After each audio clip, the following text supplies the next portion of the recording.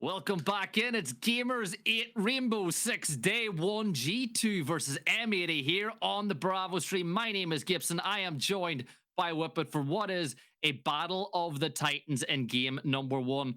We've already spoke about the dance floor for the game number 1, but again, Whippet, this is Villa. This is a map that's going to, I think, slightly favor G2 when you look at it statistically, but in reality, historically, for both of these sides, the big thing is G2 very good on defense and M80 very good on attack.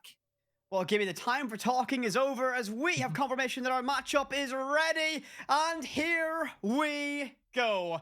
G2 versus M80 here on Villa. We talked about how this was stacking up in favor of G2. Well, Villa is the second most banned map in the pool for M80. Only beaten out slightly by Border, and Dokkaebi will be the first operator banned away from G2.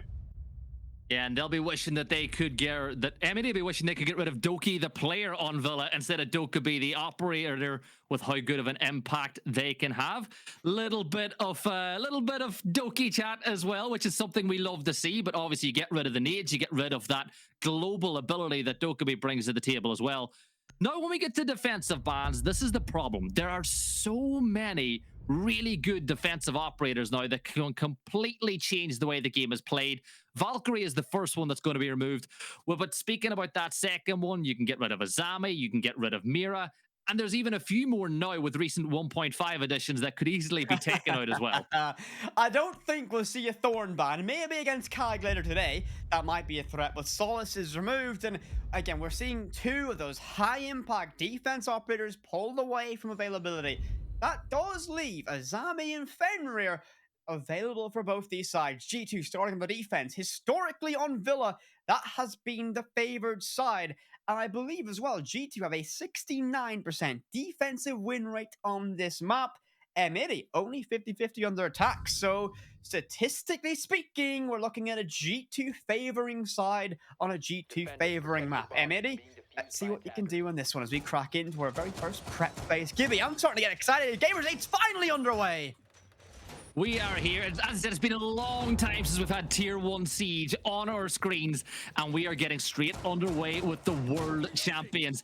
AVG is the site for Game 1, but now the addition of Fenrir being played by Alamau is a really fun one to use, because of course you can throw out 5 of those FNATs, those dread mines, to give fear into the hearts of the enemies, and you're looking at points of entry.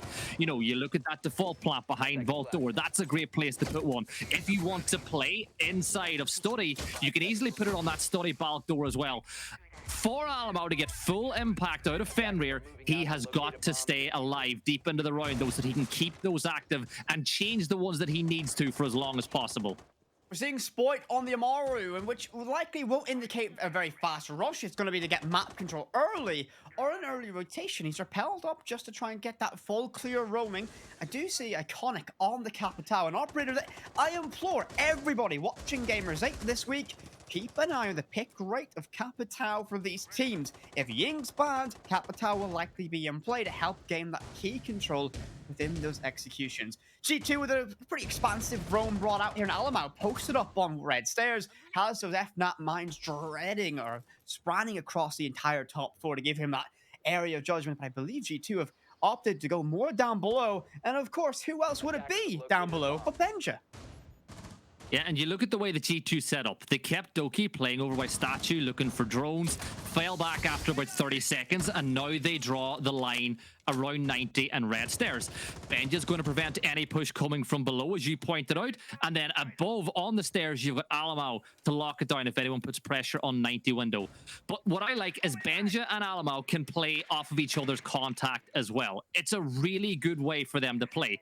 But the thing is, you look at M80, they're already halfway through the round. They've droned out all of Master Bedroom side, and Spoit is pushing over. And he might even, after this fight with Benja, which he's going to win, Spoit gets the first 1v1. Now he can focus on getting inside the map. Big entry pick. He might be able to go up that hatch as well inside 90 and get that control fast, but Benja now off the board means a C4 is no longer available for that post-plant denial down below. Alamo will look to try and trade one back, but here's Kino jumping out of master bedroom window, and he's going to be a little bit late to the party of that one. Will Alamo consider maybe just all clearing this, making sure that side of the map's completely uncontested as M80 begin to put the pressure on, but still a slower round as Army's now be able to reallocate Kiba barriers towards Study as Doki's going to be reading into that pressure, has a hatch drop available too. But Gomez just charges on in, finds one iconic to Gemini. Virtue will get one trader back and sports off the board, but a 2 versus 4. 45 seconds and M80 have time to calm the nervousness. C4 below misses. G2 need to find something and find it fast with that dread mine. And give Virtue away. In through the smoke, he finds iconic. Alamo finds one more. The advantage M80's gone. Wow, good hold. Alamo gets back on the side as well, and all of a sudden, we're going to get into that last 20 seconds. Diaz holding the crosses. The case is going to go down, but the Kiba barrier is helping. Alamo gets the kill, making it a 2v1, and now he can hold that one-way angle where Diaz is going to have to push. He's got one nade in the back pocket as well. Do not forget that utility.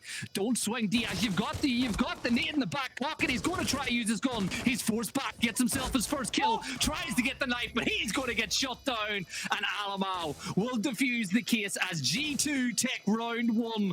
But Whippet, he had a nade. If he pulls the pin on that nade, that's over, Gibby. The moment that nade sound is played, someone's swinging him. They know his gun's away. He's got a little nade in his hands. He can't shoot back. So a wise choice. Even though it might have felt almost daring enough to throw that nade, he couldn't. It would have been too close. But a very narrow margin. Drops prone, finds one. Alamo needing to bring out the bailiff to get the job done, and finds it. G2 win AVG, get their very first defensive victory.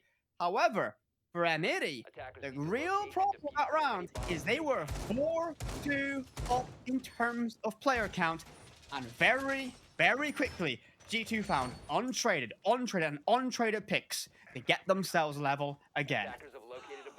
Well, you and I had a conversation. Virtue did a great job, and we were saying that at SI, that was some of the best play that we had seen from Virtue on this G2 roster.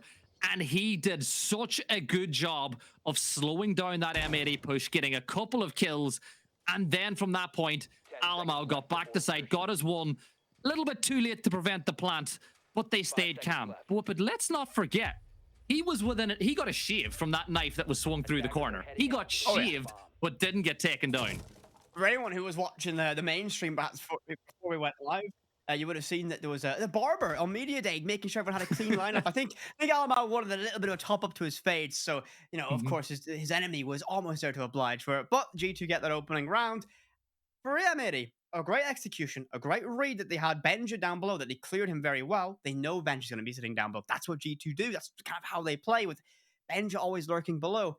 But they couldn't make that stick once they had the advantage, and that's a massive pressure point. I feel that G2, if given a way into a round like that, they're going to take that advantage every single time. They're going to be a problem, very difficult to shut down.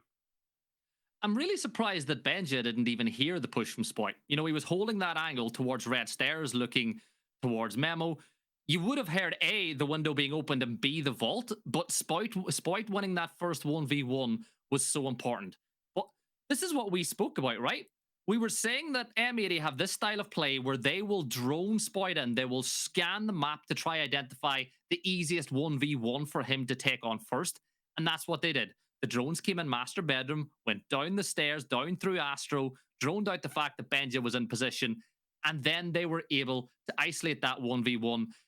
And it was a really good opening phase of the round for M80. But again, Virtue shut it down with a great onside hold to buy Alamo time to get back from red stairs.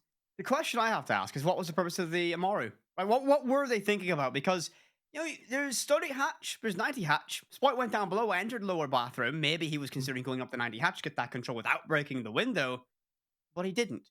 And that didn't materialize. So I think maybe a little bit of they were cooking a little bit too hard. They overthought perhaps of something that they could do. Didn't quite work out for them in that regard. But we didn't do predictions, actually, Gibby. That just popped in my mind there.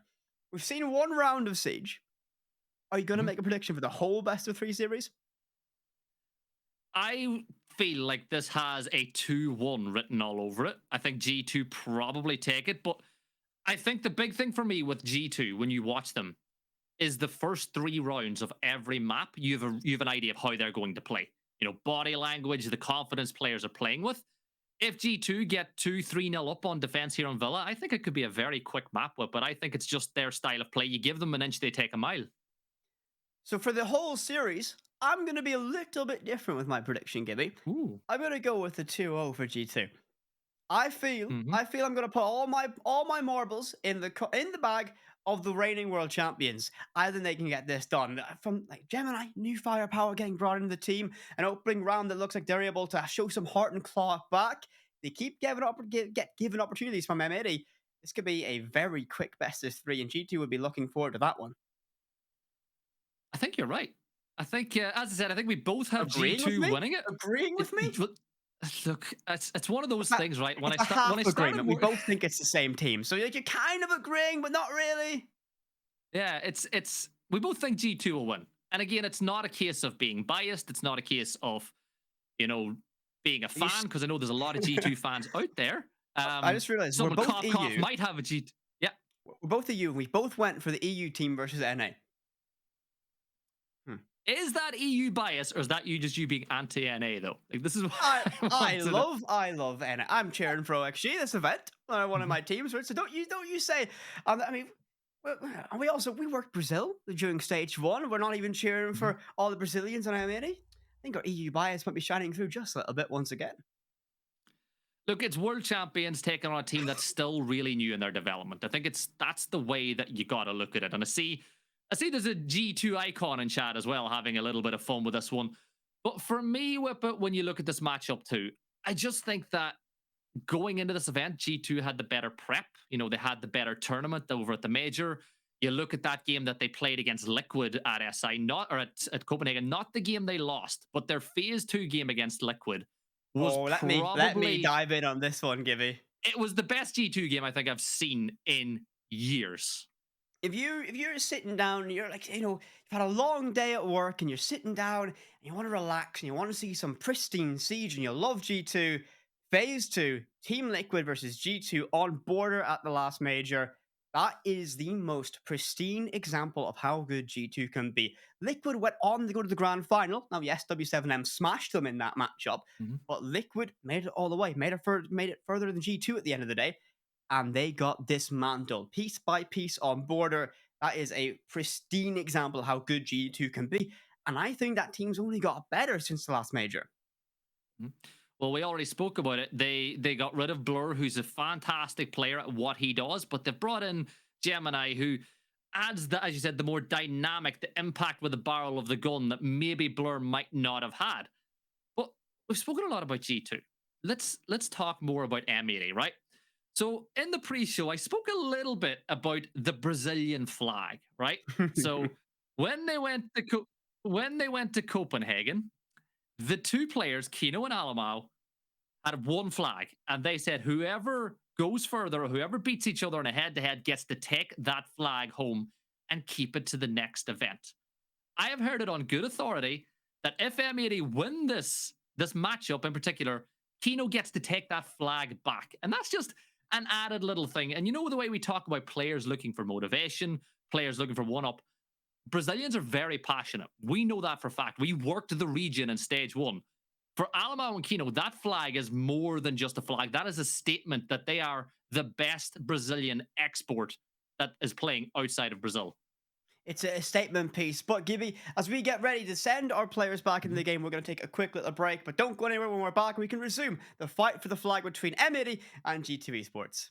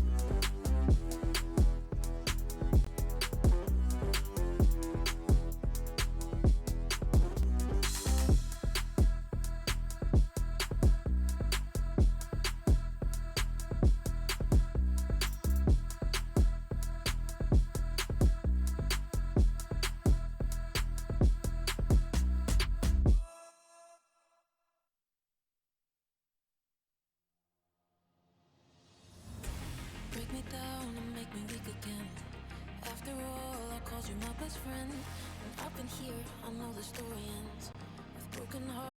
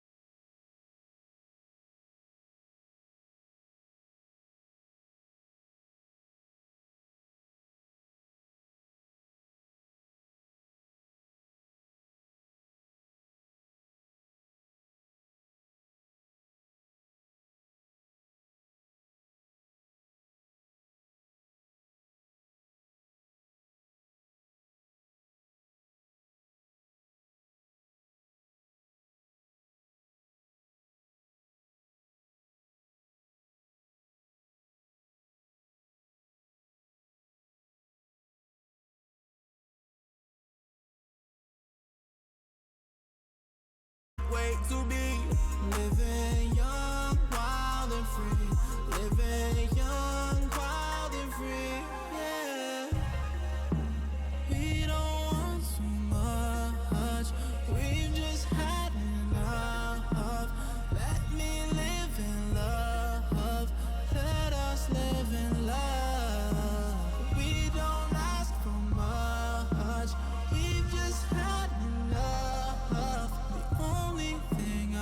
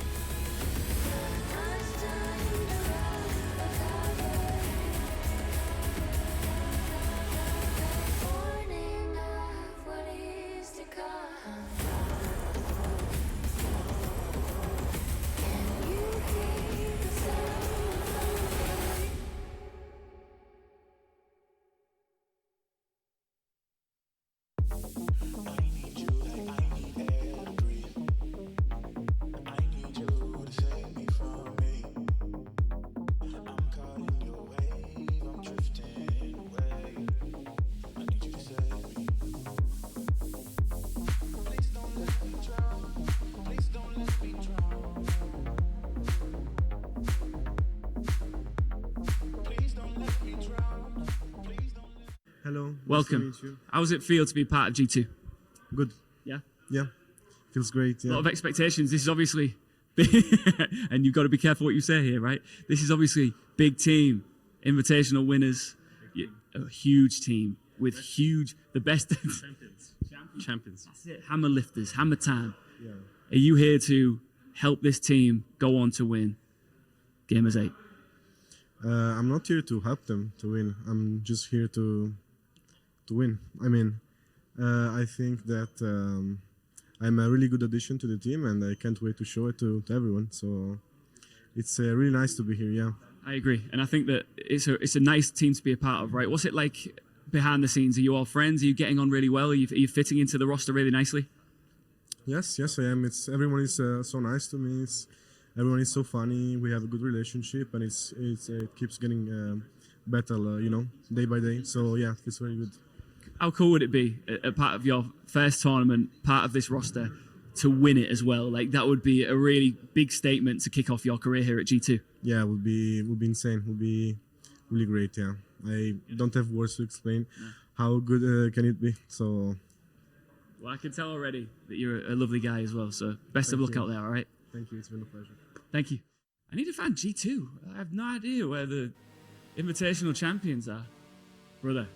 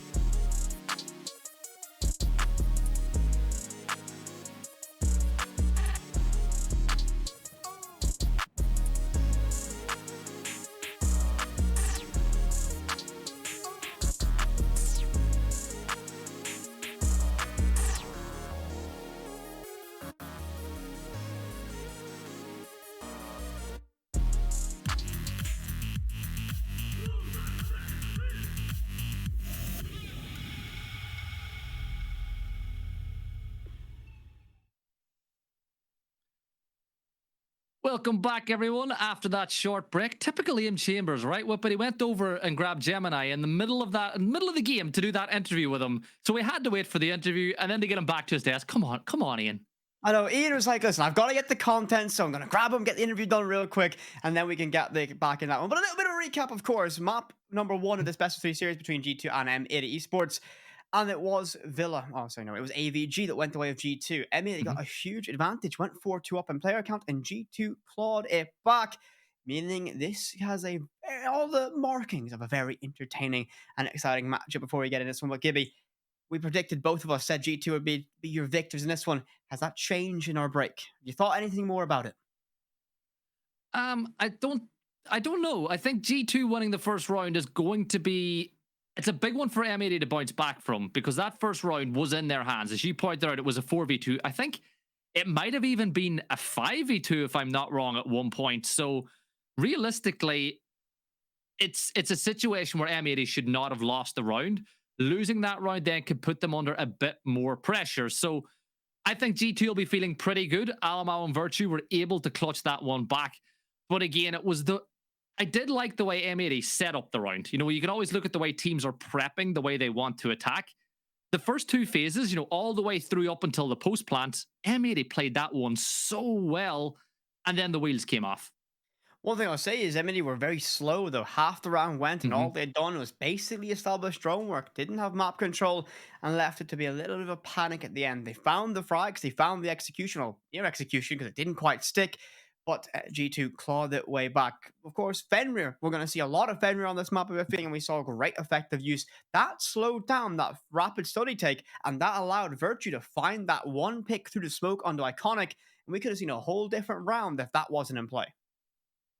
Well, you think about it, right? With the position that was being held by Alamo, you get 5 of those FNATs, right? He had 3 of them in position. As you can hear, the game is starting.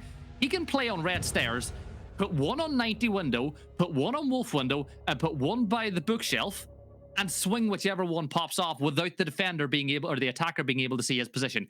He can literally lock down 3 positions from holding that one spot with his utility. But let's jump back in to the round number 2 of it, and I think we'll see a lot of that style of play from Fenrir over the course of today. And as I said, we spoke about how fluid and liquid G2 are with their operator picks. This time it's Doki that's bringing the operator. Yeah, oh, it feels good. It feels like this is a bit of a restart to the match, you know? We had a bit of a long pause, and now we're cracking. So let's say it's a restart, you know? It's a post-red flag restart of this matchup. So let's go real round number 1. And I will draw your attention to the addition of Benja on the Thorn. Latest patch in play, of course, so that means the 1.5 has been added to that primary weapon.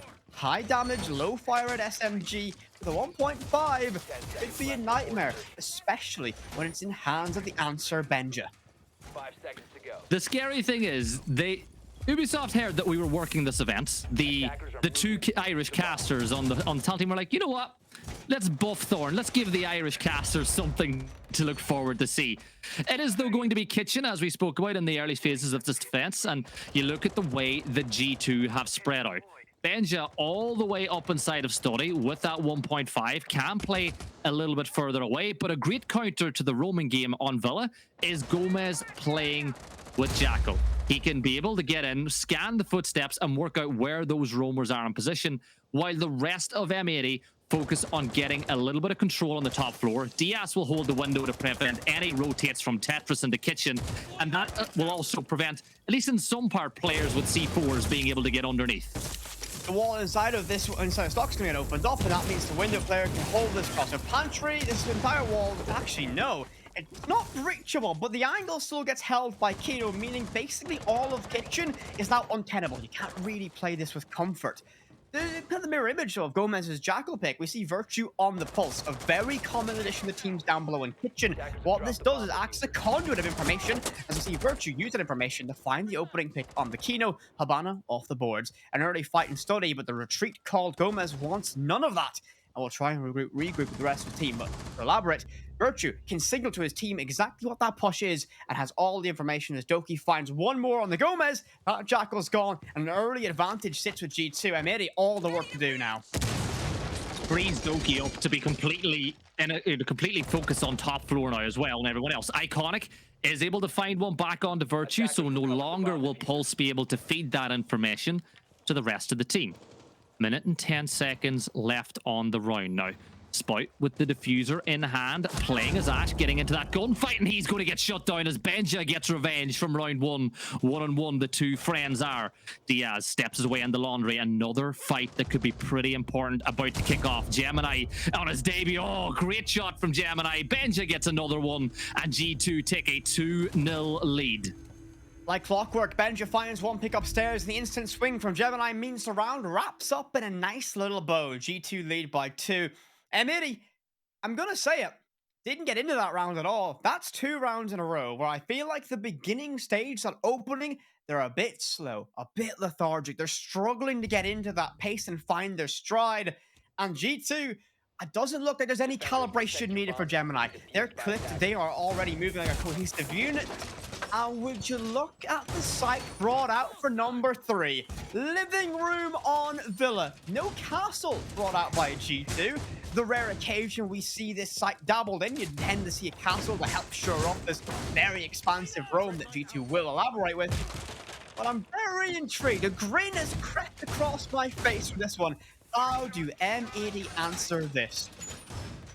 I think we've only covered this site 2 or 3 times as a duo weapon, if even. We very rarely see it here. And looking at the early stages, a lot of reinforcements being used on the top floor. So G2 are going to defend this site from above. Again, you can see the FNAP placements from Doki. He's going to lock down that whole section of the map by red. Alma went for a little bit of a roam in the early stages, jumping out the window, but nobody is going to taste his lead this time around. But again, M80, what are they planning on doing? Well, straight off the bat, they're sending Spoit on the balcony, and you expect that the drones will come in from Iconic now as well. But Blitz being used could be either a genius move from M80, or it could be completely terrible, depending on what way Iconic is able to impact the round. And Virtue has enough. Oh, the F-Not's not going to have an effect. Actually, Iconic's blinded, and that's going to be the benefit of having a Fenrir. Gemini finds one, can't make it two, but the impact of that Blitz is gone.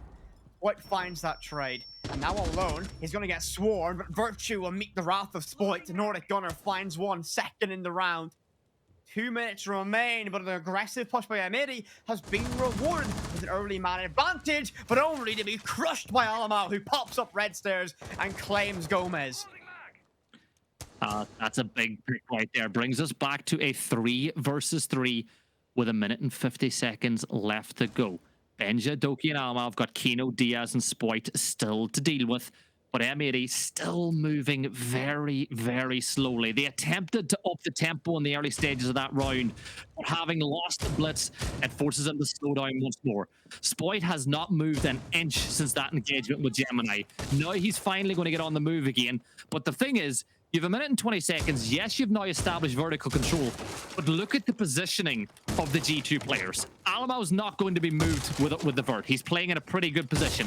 Doki's still holding red stairs, and Spoit needs to be careful because Doki could swing, and he does, but he dips back into cover. I'm going to give an analog for this site. Imagine you're playing Cafe Kitchen. We'll see that later on in this matchup. But you're just going to play very similar to that horizontal away from sight. The verticality will clear the power positions, but that's okay. You have so many angles to fight that from safety. A drop inside of bathroom, and Alamau has to contest with that. Information relayed that he's going to have that dance around the chassis as the smoke goes up to buy some cover, and Diaz finds Benja with an instantaneous trade. Alamau will get one, but he's going to be left alone as Doki falls. Single member of G2 still standing. Brazilian, who left his region for glory in Europe, needs to find some success to get G2 a flawless rotation. Diaz will drop in the main lobby to help group up with his teammate Kino. Might be forced to stick this, but look at these yellow pings. Alamau has all the information, knows every single position. He swings wide, can't find one, takes a little bit of damage, and now he has to play it carefully. No nitro cell, no mind games, debate. Peeks and here he finds the head, and that enable buy him space. But still, no plant. There's the swing, though. Kino with the super shot. He shuts him down. And a bit of Brazil on Brazil action to finish the round. But again, it's a scenario, right, where for Alamau, you don't want to be in a 1 versus 2 with the Roni. Not in that scenario where the two attackers are playing back-to-back. And now we've got what we like to call a twister timeout whip. But 3 rounds down, and M80 are already taking this timeout on the back of a successful round because they've seen something that they can maybe change in the final phases of their attack inside. That's what I like from teams. So we have a bit of a tradition when we're on a cast together. Not only do we call them Twister timeouts, because our good friend Twister, the coach of Secret, likes to call them early, also from the BR region. He's going to be able to correct mistakes early. They've seen perhaps there's a lack of cohesion, lack of coordination, whatever they're calling's not working, so they can amend that now. And the best thing about that is you give yourself time to implement corrections and stop any advantage G2 might gain. Body language, they look comfortable, they look, there's no pressure setting in. Spoit looks icy cold as always. But G2, confidence oozes from them in that roster as Fabian gets a few words in as well. And they can make some changes to get this locked in. These players already, I love seeing them. I love watching players, their faces, their body language, how they move, how they conduct themselves in these situations can tell a story in its own. Baby G, we go up there again. And G2's operator lineup always in flux, always changing. This time, a mirror brought out by Alamau. And again, you look at the site that we're going to play, you expect that maybe one of those windows will look in towards study, and then it's really up to the defense the G2 play. Are you going to put the other mirror window over on the other side of the map by master bedroom to slow down the attack as they try to move across from north to south? Or do you elect to double down with the mirror windows? I think Alamau is going to go over, set it up on the wall that Virtue just reinforced as our observer is going to do beautifully for us. And that sets them up nicely to hold back the push from north to south. The drone inside of Closet would have heard Doki break this window, so I like the ambition. I like it. He's cooking, but he's going to get read like a book. Spoit shuts it down. We mentioned Doki was on wildcard in that King of the North battle of stat lines between Benja and himself. That's time first to fall. And Azami as well. Kiba barriers generate over time and be such a vital resource to reshape a defense's lineup. G2 might be kind of hurting from that one as this round plays out. Well, you've lost Doki. You've lost one of the most talented players that you have on the roster, but you've still got Alamau and Benja extending over to this side of the map. So Spoit and Kino will work together to try clear Benja from this position and work their way across, but that frees up the other 3 members to start putting pressure on Story. Diaz is going to get the kill onto Gemini. I think that was over by 90. That's where we saw Gemini playing last, and now that really opens up a world of opportunities for M80. 5 versus 3. They were in this position before on this exact same site. They got the case down, but then everything went wrong. Can they execute and make this a 2-2? Gomez in a critical position, but Diaz's nade will find Alamau. G2 reduced to 2 sole survivors. A tag team matchup between Virtue and Benja against the world. Virtue has his glasses ready. Benja can't even make a flank down below Gomez. I highlighted was going to be important, and he finds and shuts down the Danish sensation, but Virtue finds one iconic, but can't make it 2. Spoit calms it down and gets around for M80. This was why the timeout was called. Yes, Doki gifted him a freebie with that poorly executed spawn peek, but now M80 are a little bit quicker, a little bit more cohesive. They're playing for each other, not themselves, and they've got themselves leveled. G2's opening 2 rounds look like clear domination. Those lines are blurring a little bit, and I think we have a matchup on our hands again. It's something that we needed. I think we need M80 to make a real good matchup of this, because again, a lot of people have G2 as the favorites coming in, and the best way to build momentum in a best of 3 is to take map 1. Win your map and then see what happens as the rest of the maps progress. So we're going back to the site once more. Again, G2 bring in a very similar setup that they brought last time. Again, you know, we can't talk too much about Fenrir, because even though they had the right idea with Fenrir the first time they played this round, they did get picked apart elsewhere around the map, and that was a problem. So they doubled down on the mirror, but this time with it, I don't expect to see Doki jumping out that window and surrendering his life. I think this time he's going to play as passive as Doki can, because Doki still doesn't play passive, but he's going to make sure that he's got a better opportunity to impact this round. A wise choice, a wise... I think that was more of a case of Doki was feeling it a little bit, going, you know what, I want to take the fight to M80, and I want to show them that I'm the king of the north. As these casters rambled about in the pre-show. But he has those Kiba barriers, so he'll be in effect later on this round, and he can reshuffle and structure this. Spoit straight away to a Astro window. Opens it up to put some low pressure and begin to make them feel a little bit more compacted. Alva will see that, and that might amend his decisions and his movements, as Gomez or Diaz will crack open the barrel down below and give themselves an entry avenue inside the basement. A very probing assault from M80 so far. And now we get into that drone phase that we expect. You can see Diaz and Gomez droning now to try to identify, as is iconic. Doki getting put under a little bit of pressure, but thankfully another Kiba in the back pocket to keep that window locked down and keep focusing on this fight from the side. Using a couple more of those X-Kairos pellets to once more remove the Kiba barrier, but it's a better structured defense this time around from G2. You've already eaten up a minute, and Spoit is going to find the opener onto Alamau, who got a little bit greedy peeking that Astro door. This is where M80 can use a series of momentum and early picks to begin the cascade and put the pressure on G2. The world champions are not invulnerable, and if you keep them on the back foot long enough, you can find success. Doki on the red stairs, tantalizing close to the opposition just below him. That will be Gomez. A game of nerves. The barbed wire protects Doki's position for just a little bit longer, but if he dares to rotate down below, he'll find himself in the Dragon's Den. And there's the drone work again. Benja can't quite swing that pillar as safely as he normally would with that hatch being open, but you can see now Lion getting ready to go on that rappel. There's the scan now, which will enable Kino and Spoit to step further up, but Doki still on red stairs. Footsteps will come, but the trade is there. Spoit able to take that one back. 3 versus 4, but Virtue has this one-way angle. Gomez now with 2 nades in the back pocket as well will try to cook something up, but when he sends that charge from below, Benja is not in position to receive delivery. 40 seconds left, 4 versus 3, and M80 just looking to start to crack sight. M80 need the next pick to go in their favor, and this round should be a guarantee. Benja has vaulted on the pool table to keep himself in play, but Gemini, a shield on main stairs could be a massive pressure point for M80 to break down. Gomez has one nade remaining, so they can clear it. And Spoit's got no ash charges left either, but Diaz gets Virtue. Virtue's been so key for this team, forcing a trade, but Gemini finds it. 3-2 advantage M80. Benja misses some critical shots and goes DBNO, leaving it all down to Gemini, the newest addition to this team. Sensation from Italy. What can he do? Nothing. Diaz shuts it down. M80 now lead. Well, the Italian stallion was stabled in that round inside of Story as Diaz was able to get it. But again, attacking this site in particular, M80 looks so strong in this round. They're able to identify those 1v1s. And even that kill that Doki got on the stairs, you had a player swinging from Wolf to trade it back. And not only that, I think they still had, was it Iconic playing below as well? So either way, Doki was not coming out of that one with a net positive. And M80 take the lead. But again, we said they're good on attack in this map. They've got a 50-50 record all the way through this year so far. So a 3-3 half would be pretty much bang on what we would expect from M80. If they can win this round, though, and take a 4-2 lead, that 69% defensive win rate from G2 will have been cracked.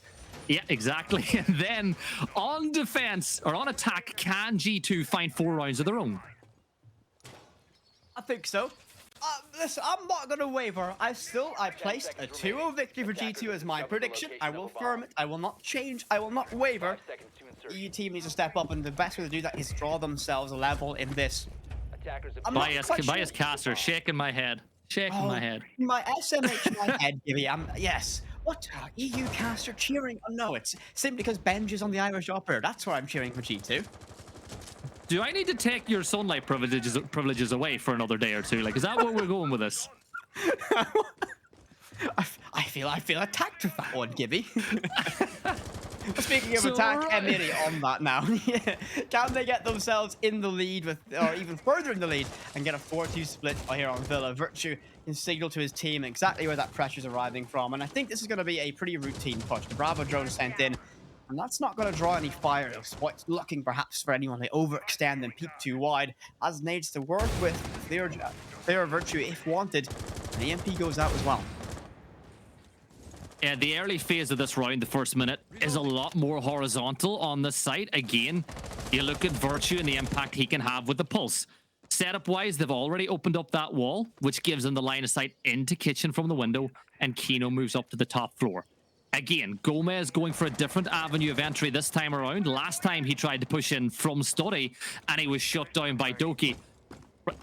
Good. I thought for a second we were going to see a Yardy from Spout, which would be something that would make me really happy. But instead, he's going to move towards trophy window. But again, you look at the operators that are being used by M80, a lot of emphasis being put now on establishing vertical control and moving those roamers away. This is what M80 need to do. Find that pressure. It's all well and good having a great drone game. If you don't capitalize on it, you can really feel that pinch. Bravo, like, in the hands of Iconic, can go around and clear his default cameras, but Benj is in a very immediate set of danger. Boss the edge of the barrel of the Jackal. Fragments of that Thorn give away his position, and that drone spots out Benja. That lurk, that stealthy play is now gone, but they don't seem to be too worried about it. Virtue will look to put pressure on as the verticality's opened up. The ceiling above his head chewed through and opened. That will become a very uncomfortable position to hold, and looks like it's going to be Gomez looking for a backstab from Secret. Well, but Gemini, Virtue, and Alamo have all wasted their C4s. Not a single kill, not a single bit of damage done. So now you really have no counter to the vertical. But Spoit tried to sneak his way into kitchen, and Alamo was able to get that kill from inside of Mud. Doki takes down Kino, but Gomez through the smoke is able to find Gemini. Doki pulls one back. It's a 4 versus 2 now, and there's Diaz to give us a 3v2. Last round on attack, but there's another kill coming through as Virtue picks it up. Diaz, 5 HP, gives away his position on the drop, but sitting on 90 now, getting ready to push. Spots out the head, but Alamo wins the round. It's a 3-3 half. This is what you love to see. Some of the best teams in the world, and they can't find a distance between them on the defense or on the opening half here on Villa. G2 will now move to the offense, and this is where it's interesting. I would favor G2 on the defense. They had that 69% win ratio coming into this matchup. Certainly has shifted away now. Can they find momentum and get this job done? And no surprise at all. Alamo on the Lion and Benja on an operator that brings Nick.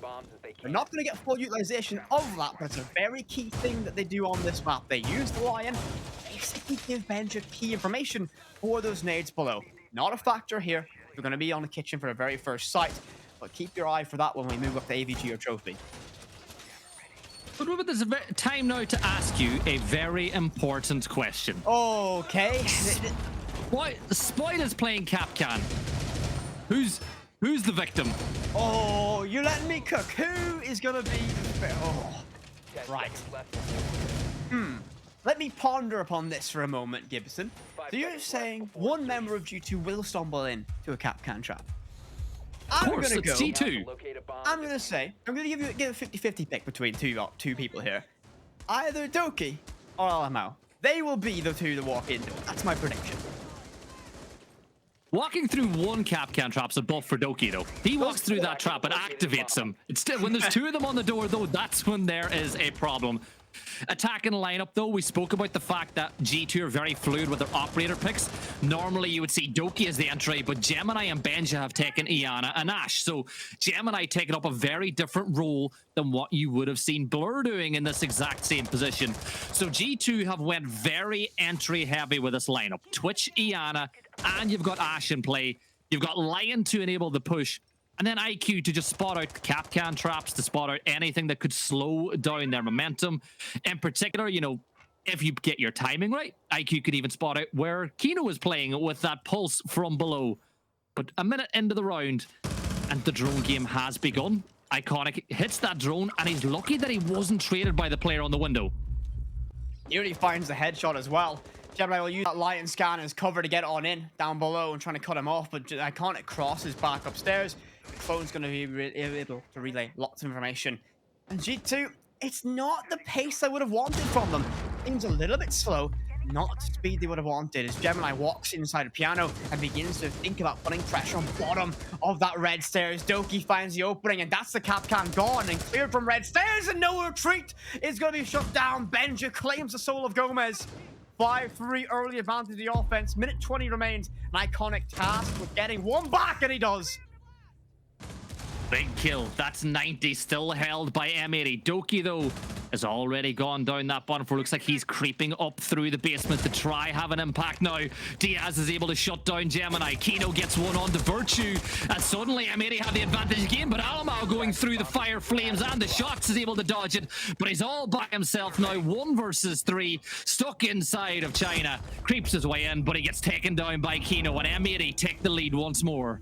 Right, bounce back. Iconic with a huge and a very important fight to win on 90 to keep that control. And that final last gasp execution by G2 as he tried to flood the site fell just a little bit flat. Trophy, statuary, the site of choice.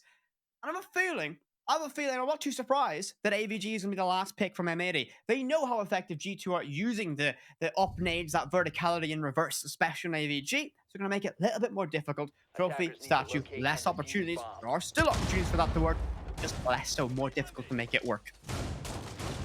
And this is the first time we're going to see Trophy Statue, as G2 completely avoided that site whenever they were on the defensive half. Again, for M80 now, defense has maybe been not as good as attack for them on this map historically, but this is where they need to hold it out. Provided they win this round and they get that 2-round advantage, you feel like from that point on, they will go ahead and take this tie. But as long as G2 can stay within 1 round, it's going to have overtime written all over it. Here's the question people ask all the time, Whippet. Do you reinforce that wall that looks from Wolf towards Bookshelf and Statue? I've reinforcing it has grown on me lately, and that looks like that's what G2 who in right has told you off for not reinforcing it then? Oh, Fresh, Pengu, Union Jack, you, my mum, my dad, everybody. I think that answers my statement then. I like how it reinforces you're safe. You're playing inside Statue. Alamo on the Blackbeard. You know, normally a Blackbeard's reserved to someone who's not having a good game. Alamo's had a good impact so far. So he decided to don the bulletproof shield and be a little bit of a nuisance on that Astro window. An extension in the master bedroom will prove a little bit more difficult to break down by G2. A little bit uncertain of where this pressure is is going to arrive from. Expect someone to take the initiative and get aggressive and jump in that bathroom window to begin directly fighting anyone inside of Astro. Yeah, and the big thing is the DMR being brought as well. We spoke in the past about how big of an impact on land the DMR has whenever there's virtually no latency whatsoever, and it can really be the king. Now, Benja has crept his way towards 90, and he'll hear the footsteps coming his way as Kino plays on Astro stairs. Benja will do right to just pause and wait for Kino to make the first error. Kino pretty much trapped in place now. Alamao's got the window, Benja's got the cross below. This is a good little hold that G2 have, but at some point you got to move from holding to actually pushing and trying to get that first kill. The rest of G2 pretty much paused in place over by Master Bedroom side. And I like Flores' pick here, but Spoit gets the opener onto Virtue, and down goes your Thatcher. But Benja uses that as the time to make his push. Oh, the Thorn's going to make him a little bit unsettled as he gets himself an onion. He can use those nades below the beat and find that pressure. Spoit, like he's attracting so much attention. A detonation's at his feet and finally left in DBNO. Doki nearly finds himself traded but gets that confirmation. Advantage G2, 4-3 in terms of player count. 60 seconds. Gemini's already inside of Astro. He's going to be such a problem, but Doki doesn't care. And it finds Gomez. Iconic before taking retake from Astro, but Benja looks away just at the wrong moment. Inviting pressure, but doesn't matter. A false invitation only to the grave as Benja finds two. And G2 bring us level once again. Ibby, it tempted faith a little bit. And you said a dreaded word for many players. You said overtime. You said it might be on the cards for this one. I'm beginning to believe you because these teams, wow, this is a championship matchup that we would have wanted in a major ago, but now they go head to head in the very first game of this, and they're showing why they are the heavyweights of their region. Absolutely fantastic so far. Blow for blow, action all around. Who can find daylight between their opponents? Well, if anybody thought that a game that had Benja and Spoited was not going to be a brilliant one that goes to overtime, I think they're pretty much deluded. This is a game that has it written all over. So far, the battle for King of the North has been a fun one so far. Benja 6-5, Spoit going 8-5. But I will say this, Doki has come to life in the last few rounds as well. He's going 7-4. He's gone on the Ash. And a reminder, look at how fluid these lineups from G2 are. They don't have defined roles once more. And this time, Alamao, who went from Blackbeard in the last round, has switched it over, and he's going to be playing Amaru. I'm very intrigued to what they are cooking in the G2 kitchen this time around. What recipe has Fabian put down in the scrapbook, and can they execute on it perfectly? The real question for both these teams is this early stage, that early pressure for them, if they can get control. The opening picks have often come a little bit later in these rounds. Now, it's a symptom of Villa. It's a difficult map to drone. It's very difficult to get that map control. There's so many avenues. But this is what Alamao's cooking. He's going to go straight in, zombie window, and put pressure on the Spoit. And he goes. The SMG-11's out with Spoit aware. No caught reloading. He was able to find two before he gets quelled. An advantage sits with M80. What a key and critical trade. But look at this. Iconics on the hunt down below. And will that C4 connect? No, not even close. Ace is cold and in the sight of Kino as well. G2, as much as that was exciting to see the Amaru play work, have put themselves in a difficult position to claw back from. Yeah, 3 versus 4 now, and Alama with the diffuser in his back pocket as well will play on top of top main. Benja has arrived as they begin to try to use that little bit of verticality that was created by the C4s to look back the other way. But still, Kino takes a chunk of damage, and he's lucky to be able to dip away into cover as Virtue will hold the bathroom window. And the big question is now, it's a 3 versus 4, and as the attacking side, you need to isolate one of these defenders. Kino and Diaz, they're playing in tandem. They're playing off each other's contact. So you have to look to the other side of the map as an Iconic and Gomez as being maybe where you can find some joy. And Kino is going to get taken down as he's got from above. And Diaz will try to force the res, but this will be a tricky one with Benja holding the angle, and he confirms out that kill. Benja looks for a second one. Iconic in the distance finds one on the Virtue in 90, and that's going to start ringing alarm bells for Benja, knowing he's going to get hunted, peeked by one angle from Vault Door, but Iconic still on the hunt upstairs. Gomez escapes, and Iconic finds a second one on Alamao, leaving Benja all alone against 3. A Pulse can relay exactly where he is, but he finds the head of Diaz. 2 more to find. 50 seconds. This is certainly doable. As Utility left to crack open more of this control with a goo mine in his ankle. Only telegraphs his positioning, his intentions just a little bit more. This is winnable. This is doable. He has to take the initiative and he drops aggressively in the site. Do they have any idea? Iconic doesn't seem to know. He creeps on in. This could be huge if M80 doesn't realize, but now they're going to know. Give away his position with a single shot. He needs to read into this. Collects the case. 25 seconds, Gibby. It's going to be Iconic. Shuts it down. M80 find the lead once again on the defensive Villa. Yeah, they just played. They held their cross. They were able to get the kill. I actually liked Benja shooting that clone. He did it on purpose to try bait someone to swing him. That was the plan there. Use the clone, give away his position to try to force a defender to swing. M80 didn't fall for the bait. They waited until they heard the sprint, turn around, get the kill. They take a 5-4 lead. AVG now, the site that we're going to go to, which G2 will have to win to bring the sides level again at 5 rounds apiece.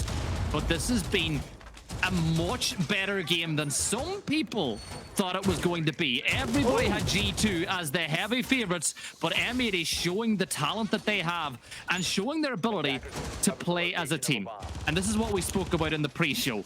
Can M80 have an impact from all of their big names? Spoit's got 10, Diaz has 8, Iconic has 5, Kino has 4. Everybody is having an influence in this game for M80, and that's what you need to do to counter the way G2 play. 10 seconds to insertion. The thing that gets me, Gibby, in this matchup, right? I was so confident that it was going to be, oh, G2. The map bans went in their favor. They won the ban phase. Now, all of a sudden, it looks a little bit different. Gomez with a thorn trap outside. I'm really actually a big fan of that. What that's going to do is basically, if you don't shoot it means you're going to be out of position. And if someone, I don't know, wants to play inside of study, no matter how dangerous that is, you're almost going to get yourself a freebie. No one's in position to deal with it, but that could be, keep your eye on that one. We'll see a lot of Thorn in this competition, so watch for some creative Thorn traps. See how they're going to get utilized by all the best players in the world at this event, of course. How will G2 break down this defense held by M80? It's a horrible lineup to play against. The new Thorn, you've got Fenrir in the mix, and you've got Azami being played by Spoit. It's making finding engagements really difficult. Now, I like the Flores pick again. Gemini will be able to use those Roteros to open up that soft wall. It gives you a full line of sight in towards Vault without relying on those head holes. Elsewhere, you've got Benja playing below. He has the nades. He's able to maybe pick someone up. But again, you look at the way that M80 are playing. They might be on 2 floors, but they're all playing very close together. They've locked in on defending this side of the map. They're giving G2 everything else for free. Nade from Benja. Not money, doesn't connect, doesn't find any damage. Kind of thrown without information, assumption that someone will be on that wall. A good prediction, good read if it landed. Doki will begin to clear away the cable barriers on that map, but when my disc pulls it away. So that utility persists, it stays, it could have been replaced even if it was removed. And more of a headache for G2. More intricate parts of this puzzle they need to begin to solve. Utility really beginning to run out for G2. You see that they've used all their nades, they've burnt through 2 of their flashbangs, they still have 3 breaching charges to work with, but is that really going to help them break this down? Probably not. You might need to rely on the bullets and those magazines and the weapons they hold, as they have to try and get some pressure. Terror drone goes in, detonates inside of study. Gemini toys and pokes and pokes. Doki, he just wandered straight in the sight, but not for long. Gomez with a new 1.5 finds that head, and Doki falls. But G2 might see that as an opportunity to begin to flood the site. Virtue can plant. You look at the utility that's in position. You know, there's not very much there that can be used to stop it, but Gomez is able to get a kill, and that's a big one because the cover's not there. Swing around with the machine pistol, but he's unable to find the kill. Virtue took a beating. He is taken down by Gomez. Diaz has the cross. It's a 3v1. Gemini is completely locked out of sights, playing on study balcony, and M80 looked like they're about to take a 6-4 lead. But the problem is, you had the cross, you had the player in position to go for the plant, but they peeked. G2 did not have to peek the player and study. I'm actually gonna play to the defense of G2 in this one. Alamau needed to rotate all the way around to that study door or to that map store to be an effective cover, because you can have someone on the head holes playing in study, even that if he swings that CZ75 as aggressively like that, it's a difficult shot to land. So you want someone a little bit closer to be able to do it, and a timeout's being called by G2. They're going to try and correct mistakes now, because the all-important factor is M80 are on map. point here on Villa. G2 do not want to lose Villa as it is higher in their map preference than it is for M80. And so if M80 can take away this map, that's a huge advantage for them. Can G2 begin to claw some back? Or have M80 found that stride, that momentum that perhaps we said they needed in that pre-show? And you can see that Fabian talking to the team, everybody looks locked in concentration on what the plan has got to be. Reminder, if you are new to CG Esports, when a timeout is called, that allows both coaches to talk to their team. And looking at M80 right now, they look so calm. They look so cool and collected. They look like a team that want to get this one and get it won now. The onus is on G2. They're on attack. They've got a 2-round deficit. All M80 need to do is win one defensive round, and they take the first map in this best of 3 series. Blessing and the curse. You're 1 round away from locking in Villa, leading the series, and having that huge momentum. There is that little bit that sits at the back of most players' minds going, well, it is just 1 more round, and I like to call that the 1 more round mentality. It can be a trapping for many players. Many teams have fallen to it. We think about last year at this event, Team Liquid versus SSG. SSG were leading 5-1 against Liquid. Got themselves in a very similar position. They had such a buffer, they thought they could do it. Liquid clawed it back. G2 don't have a mountain to climb, just need to get themselves back on their feet and get this one into a dangerous position, but they need to win. This attack trophy statue is decided. M80 lock out Villa right here, right now. Or we have a little bit more room to fight on this map. Well, as a caster, I always want more. You know me. If it was the other way around and G2 were 6-4 up, I'd be calling for M80 to claw this one back. But can the team from NA clutch out this first map? Diaz is going to go hide inside the tub. And again, this is something that players need to drone and be careful for. Virtue sets up the claymores to prevent anybody from getting hyper aggressive and deciding to vault on out. And you know, this is good because the mute jammers in place as well should keep Diaz's position completely a secret until he needs to move. And there's the open and pick. Gomez is going to find Doki, and that could be huge. You've lost your Scottish magician. Down goes Doki, and now the advantage is really in M80's hands. That's the massive amount of firepower. That almost the tip of the spear of G2 has been dulled significantly. No more Doki, no more nades available either. Those are the only set of nades brought out by the side of G2. M80 in a great position to coast out this round now. Don't overextend, play your trades. An aggressive push, but he's gonna get punished! Gemini gets aggressive, but Diaz hidden in the bathtub. Gets one, baits out the shots from Alamau, but Virtue will claim him with the AK-12. 3-3, a chaotic moments there for both these sides, but it leaves us in a 3-3 neutral ground between these sides. G2, what answer do you have? All the pressure is on your back. M80, they don't need to do anything, and the Fenrir mine will be a little bit of a deterrent as Benja now fears for a flank of bottom Astro. Yeah, so Alma will hold if they try to take Astro through the rotate. That'll allow Benja now to step up and try to find his one as he looks towards the deer. Iconic gets one. That Kiba barrier timing saved Iconic's life as it just bloomed at the right time. Benja can't quite step in through that rotate just yet as well. They're trying to create a funnel, a kill box for G2 to step in through. Kino is hidden in position and Benja will force the swing with the stun. Iconic gets one, but Benja trades it back and Spite wins. M80 take map 1, and that is a big statement from the team from NA as they take G2 on Villa, and look at the relief on their faces. It's not expressions of jubilation or joy, it's relief. Map 1 done, but remember, job isn't done. My prediction might be wrong, but G2 can very much bounce back as we move to Cafe for the second map, but M80, what a recovery story for them. It was a kind of a rough, a difficult looking opening 2 rounds. All of a sudden, they bounce back. They find that stride on the defense. They look to find a whole other gear. They looked out of G2's control, and they were able to claim Villa. G2, they need to find an answer, and that answer has to come on Cafe, map 2 of this series. Yeah, and you and I have a saying that we always use. The team that wins the second map in a best of 3 is usually the one that goes on to win the whole thing. There are exceptions. Don't go telling, Gibson said that whoever wins this map is going to win. It's just usually what we've seen on the trends. But we challenged M80 before this map to stop putting all the onus on Spoit. Have your other players pull their weight and do what they're good at. And that's what happened. Iconic stepped up. Diaz stepped up. Kino was able to step up. They supported Spoit, and that is the key to success for them. And even more importantly, with it, they made G2 slow down their tempo, and they played more M80's game than they would have wanted to.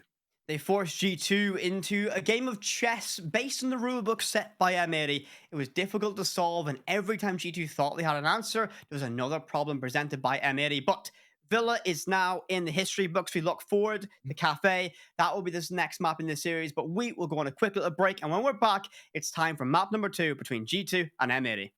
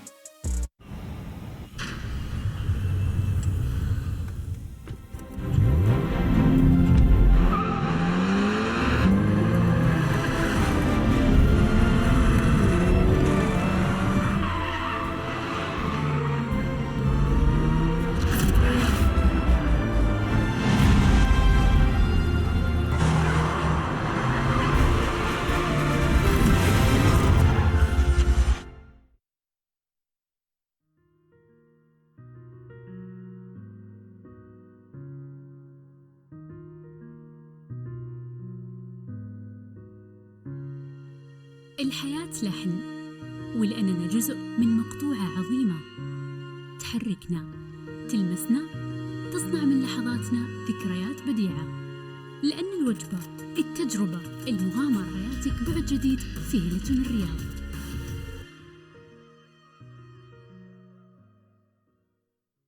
All new Honor Magic 5 Pro.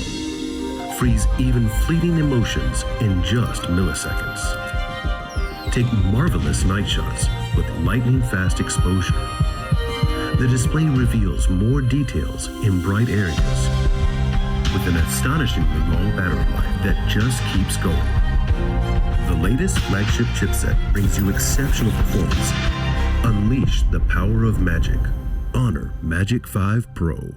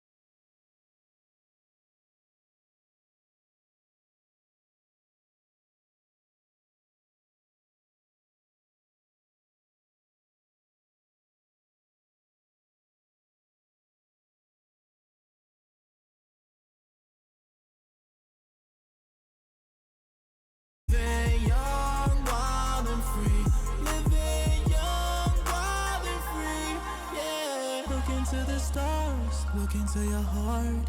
Tell me what it is you seek. Jupiter and Mars fall into my arms. I got everything you need. Oh, don't wait too long. We don't have much time to spare. This could all be gone tomorrow.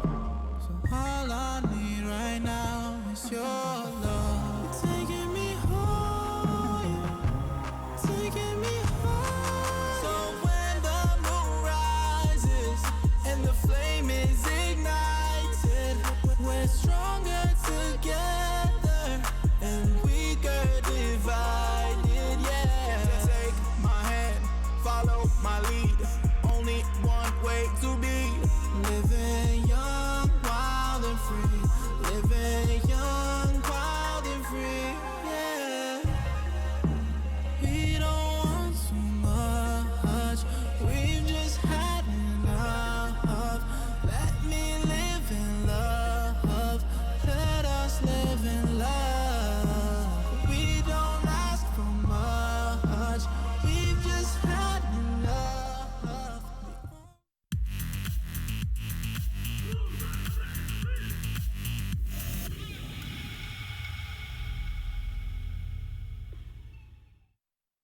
Welcome back to M80 versus G2.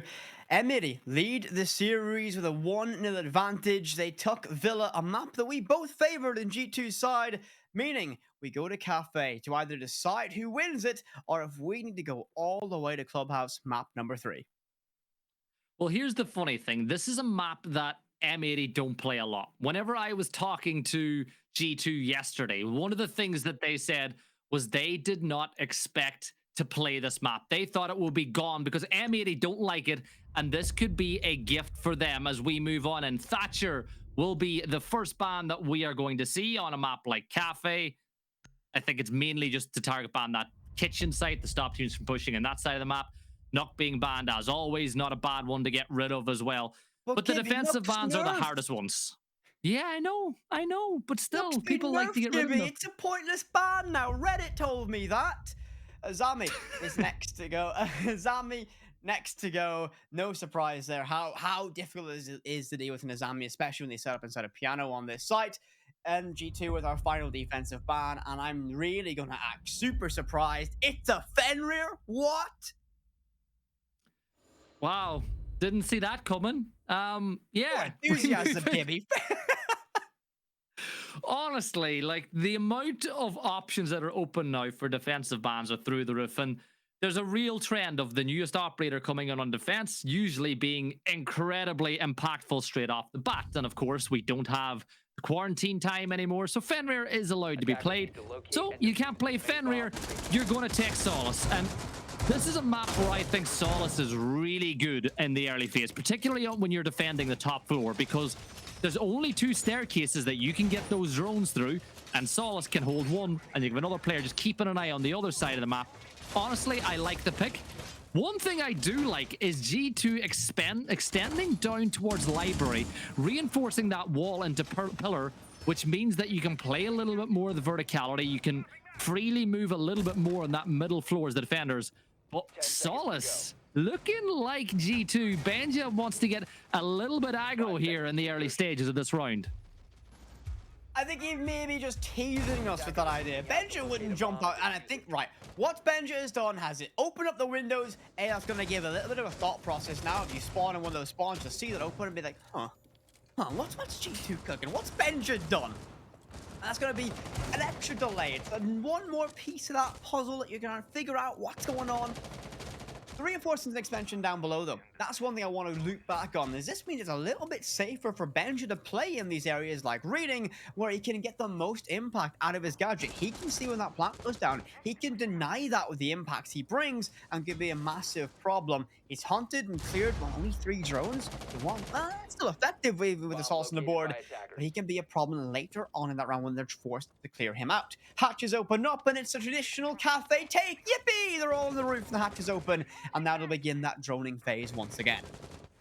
Took them 50 seconds, though. Pretty slow to get the hatches open. I think People might be wondering at home as well, why did Gomez open one hatch and then wait an extra couple of seconds before he went to the second? It's to try bait C4s. You know, it's very easy for a player playing below new hatch to assume that if the red hatch gets opened within a second or two, the player will be over by new hatch. So again, that's why they waited, trying to see if a C4 would get tossed, but it doesn't. Now, Diaz has got himself over on this side of the map, so they're going to put some pressure on cocktail windows. You've got Nomad, so you can prevent the run out and the vault out, and it allows you to put even more pressure on this side of the map. And as of late, I've become a bit more of a fan of cocktail techs, particularly when you have the operators that prevent defenders from running out, because now you can hold one side from the skylight. You can use Ying to get active. Gemini, though, is going to shut it down with a quick double, and that's a big problem for M80. It's a 4v3, a 4v2 now, as Virtue's able to find one stepping out of the bathroom. Valk's playing below, but Diaz and Gomez have seen this attack fall right in front of them, but the only thing that they do have with it is time. A minute to still play with. They can find a pick here. This isn't beyond the realms of a comeback for M80 in this round. I like what they tried. They had the Ying, they had that explosive executability. Virtue left in DBNO brings us level, confirmed by Gomez. 2 versus 2 in 40 seconds. Member of G2 still on the roam. You have that sauce of Benja. They know that case is cold. No impacts with Benja, but the P90 has the ability to send enough lead up through that floor to be a problem. 30 seconds, and it's slow. Tented a few moments. Doki not sure where this threat will arrive with the camera. Inside a bar is still up, so he has some level of safety. He creeps up on board, but gets himself compromised. Gomez finds 3 in the round, and Benja left alone. He has a mirror window when he finds out of Gomez. Looks for a second one, but all he has to do is play the time. Hold on and wait. Be patient and don't peek, Benja. Hold on, he swings wide and finds Diaz. G2 round 1. Yeah, that mirror setup inside a bathroom, that was a problem. The lines of sight, Solace. Really, even in that 1 versus 2, you always had to fancy G2 as long as Benja stayed cool, calm, and collected. And this is one of the things that I love about Benja, right? One of the most mechanically gifted players in the world. He is a difference maker. But if you know him, he's so cool and collected all the time as well. He never really gets overly emotional, and that's the exact type of trait that you need in a player like him, especially when you already have Doki and Alamau, players who are really high energy and high tempo on a side. You might be the only person that can get a conversation with Benja, it feels like, as well. He likes me. I don't know why, but Benja does seem to like me, so I'll take it. One of the most quiet and reserved people I've ever seen. You know, he's back in time in his previous roster. You know, he done some interviews when we won for a national league, and very, very quiet, very reserved. Doesn't reflect the gameplay at all. One of the best in the world, and quietly spoken throughout the round. Alamau on the Valkyrie, another high impact defender available. The amount of them is quite tremendous. Information, a key virtue for this team. The G2 get themselves another defensive victory. A mirror setup deployed once again upstairs. Very similar placements. Again, that's how you want to hold upstairs, but it is going to be a site down below. It's reading, and mining does look a little bit vulnerable. Alamau, the only soul holding on to it, but will that be aware? Will M80 be aware of that position, that potential weak point? The defense as Kino has donned the Monty.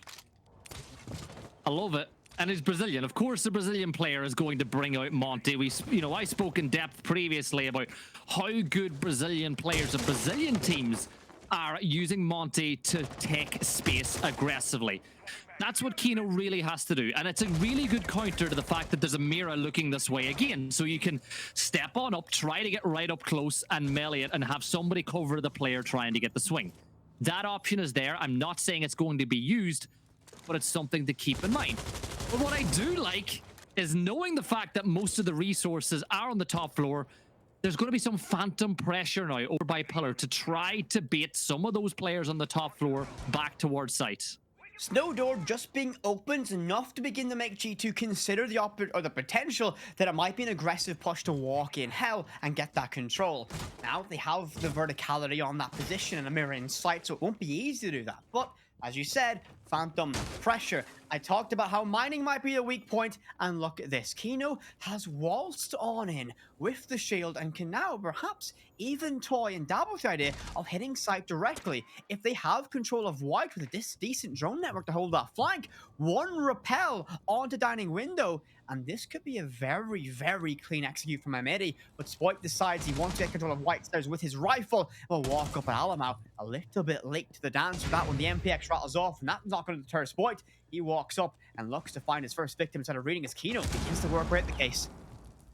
Yeah, so now Spoit has to cover these two angles. Everyone else is planting inside a reading room, and now Spoit can get focused on the Valk from below. Once the case goes down, go get aggressive. Alamau has to fight and claw his way back up. He's going to begin to peek, and he's going to get taken down by Spoit.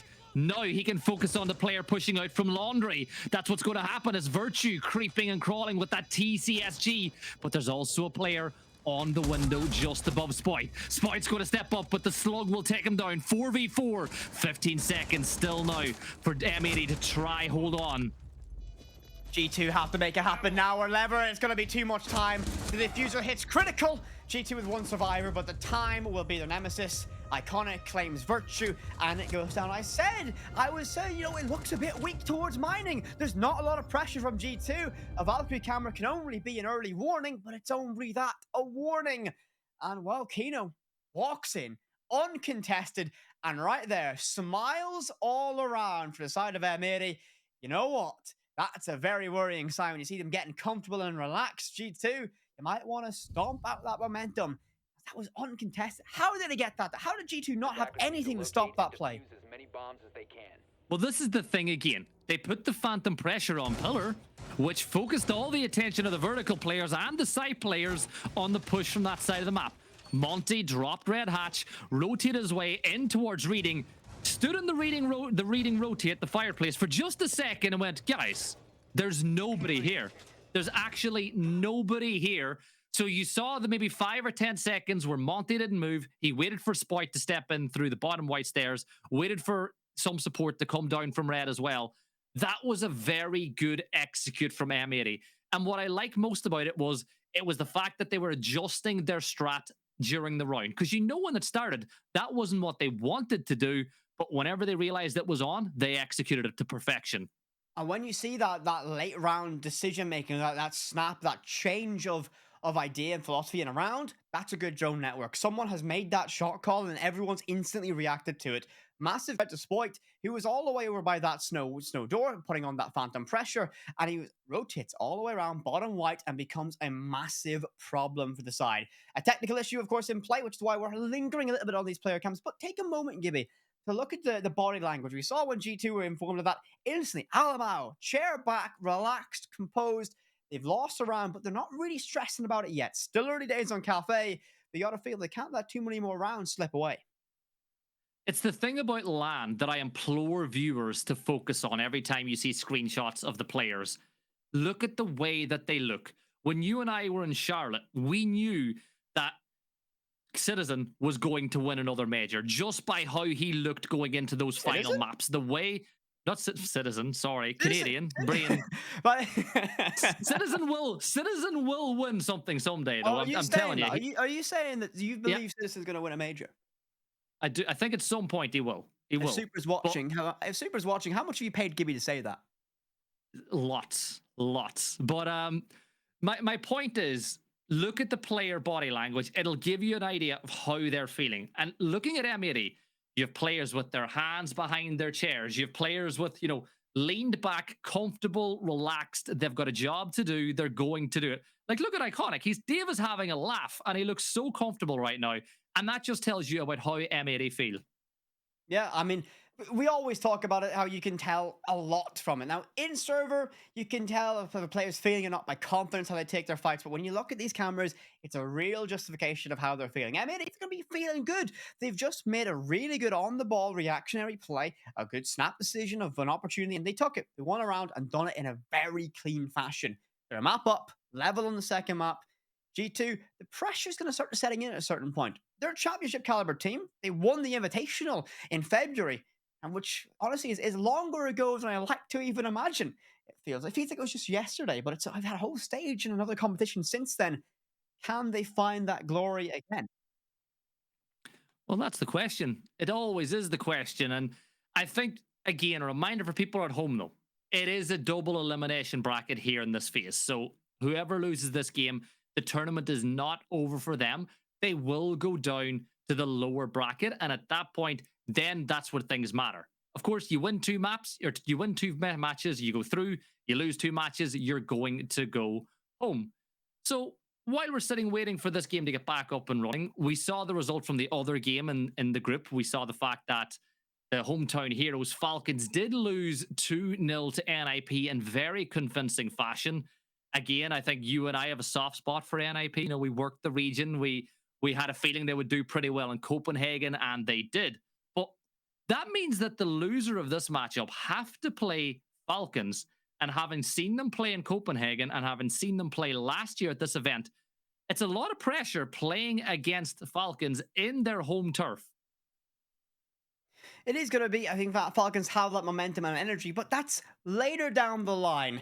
I know everyone wants to get back in the action, but as we resolve this tech issue, we're going to do a quick little break. And when we're back, we can resume Cafe between G2 and M80.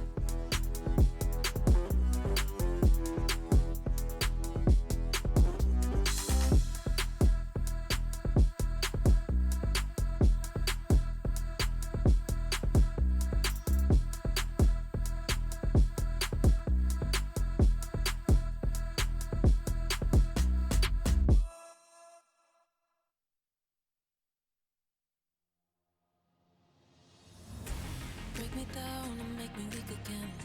After all, I called you my best friend. And up in here, I know the story ends with broken hearts and us playing pretend. Break me down, down. Break me down.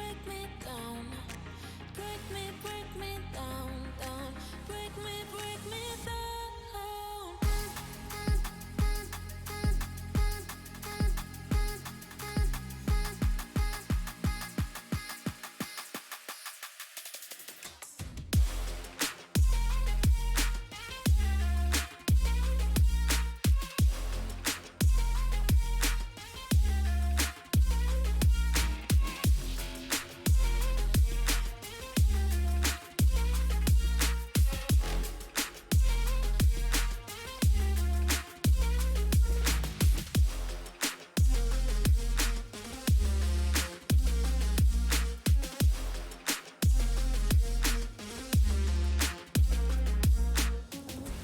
Break me down and make me weak again. After all, I called you my best friend. And up in here, I know the story ends with broken hearts and us playing pretend. Break me down, down. Break me down.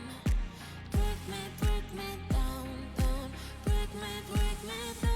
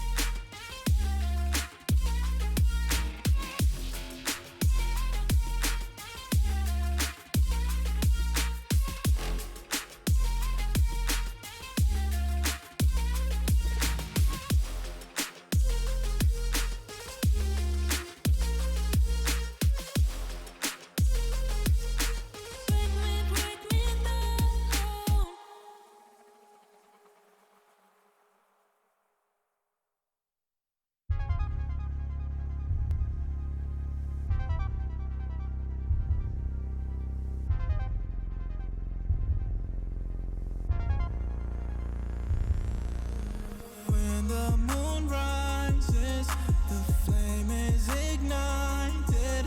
We're stronger together and weaker divided. So take my hand, follow my lead. Only one way to be living young, wild and free. Living young, wild and free. Yeah. Look into the stars, look into your heart. Tell me what it is you seek. Jupiter and Mars fall into my arms. I got everything you need. Oh, don't wait too long.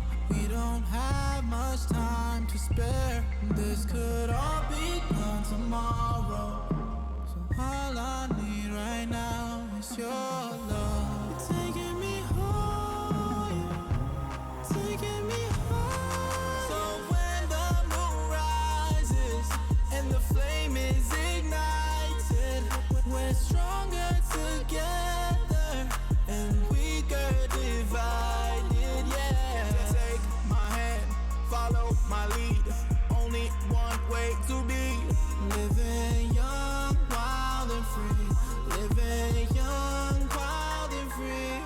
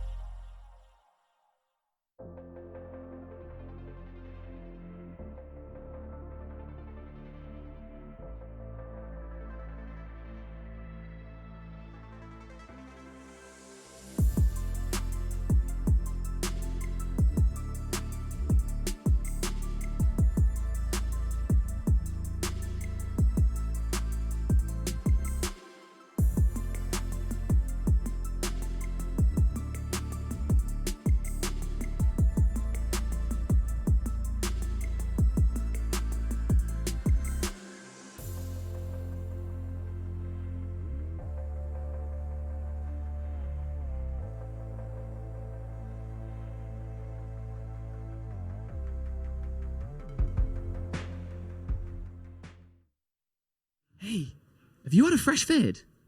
Is that a fresh cut? You making fun of my hair? No, I like it. I like your hair. But yours is blonder than. Listen, one thing me and Durkee always do is we flirt a little bit. We just go way back with the UK scene. You know, I can't say that, man. Hey, how are you feeling coming into Gamers8? I'm good. I'm feeling good. Yeah, confident. Yeah, new guy in the team and all that stuff. So Yeah, we've just been chatting with him. How's Gemini going to fit in? Do you think? I think he's gonna fit in well. Yeah, he's doing well. Yeah. Just waiting to see for the game. So that's excited. Listen, you know when you've been to the mountaintop like you have, I was stood right beside you in Montreal. SI, you lift that hammer in the air, and you've like, you know, you could argue that you've peaked. You know what I mean? Like, where do you even go from there when you've conquered the mountain, and then you're still out here looking for those big dubs? What is it about an event like Gamers8? Is it the pride? Is it the proving ground, or is it the moolah? Ooh, it's not the Moolah. I don't play for the Moolah. But I think this is the best event I've ever been to ever. Serious? Yeah, ever. It's so good. Tell me why. I mean, hospitality is unreal. They gave me a free haircut for one of the things. That's Yeah. just something small, but it's like everything. Just do everything for you. It's like everything's so organized. So it's just, I know, it's amazing. Yeah. It's really And I nice. saw a picture of you in the pool as well. I was in the pool. You look good, bro. Thanks, man. Yes. He's got cool tattoos, hasn't he, Durkee? Yeah. Tattoos. What's when you think about your opposition out here, the other teams involved, who are you most threatened by? You know, I was just talking to M80 just in the players' lounge there. You know, we talk about high expectations around those guys. They've got some big players on that roster that need to step up here and get the job done. Are there someone you got your eyes on? Is there anybody else in particular? No, I think the good teams here are W7M and BDS. So, yeah. Reigning champs. Yeah, I think BDS and W7M are the two ones that we need to worry about. Every other team should be not a walk in the park, but we should be able to deal with them. Yeah, when you reflect just briefly on the rearview mirror and you look back on the Copenhagen Major, it didn't exactly go to plan. You know, you guys came into that with so much momentum coming off the back of SI. Is this a chance to bounce back, do you think? Yeah, I mean, I think Copenhagen went quite well. It was just like 2 rounds different and we would have probably won the thing. So it's like, I don't know, like we lost to Team Liquid. They came in the finals. The last game was like 8-6 or something like that against them. Like, it could have went either way, in my opinion. Like, we didn't really play bad. They just played a bit better than us. So if a couple other things change and go away, it could be a different story, you know. So we're not really looking at it as a loss. It's just on to the next tournament, pretty much. One thing I know that you enjoy feeding off a live crowd. Now here in Riyadh, you're going to go up against Falcons at some point, maybe. Well, you are actually. You're kicking off against Falcons. No. Yeah, well, if you do come up against Falcons, right? That crowd. Yeah. How's that going to feel? Do you think? Because they're going to be well and truly behind that team.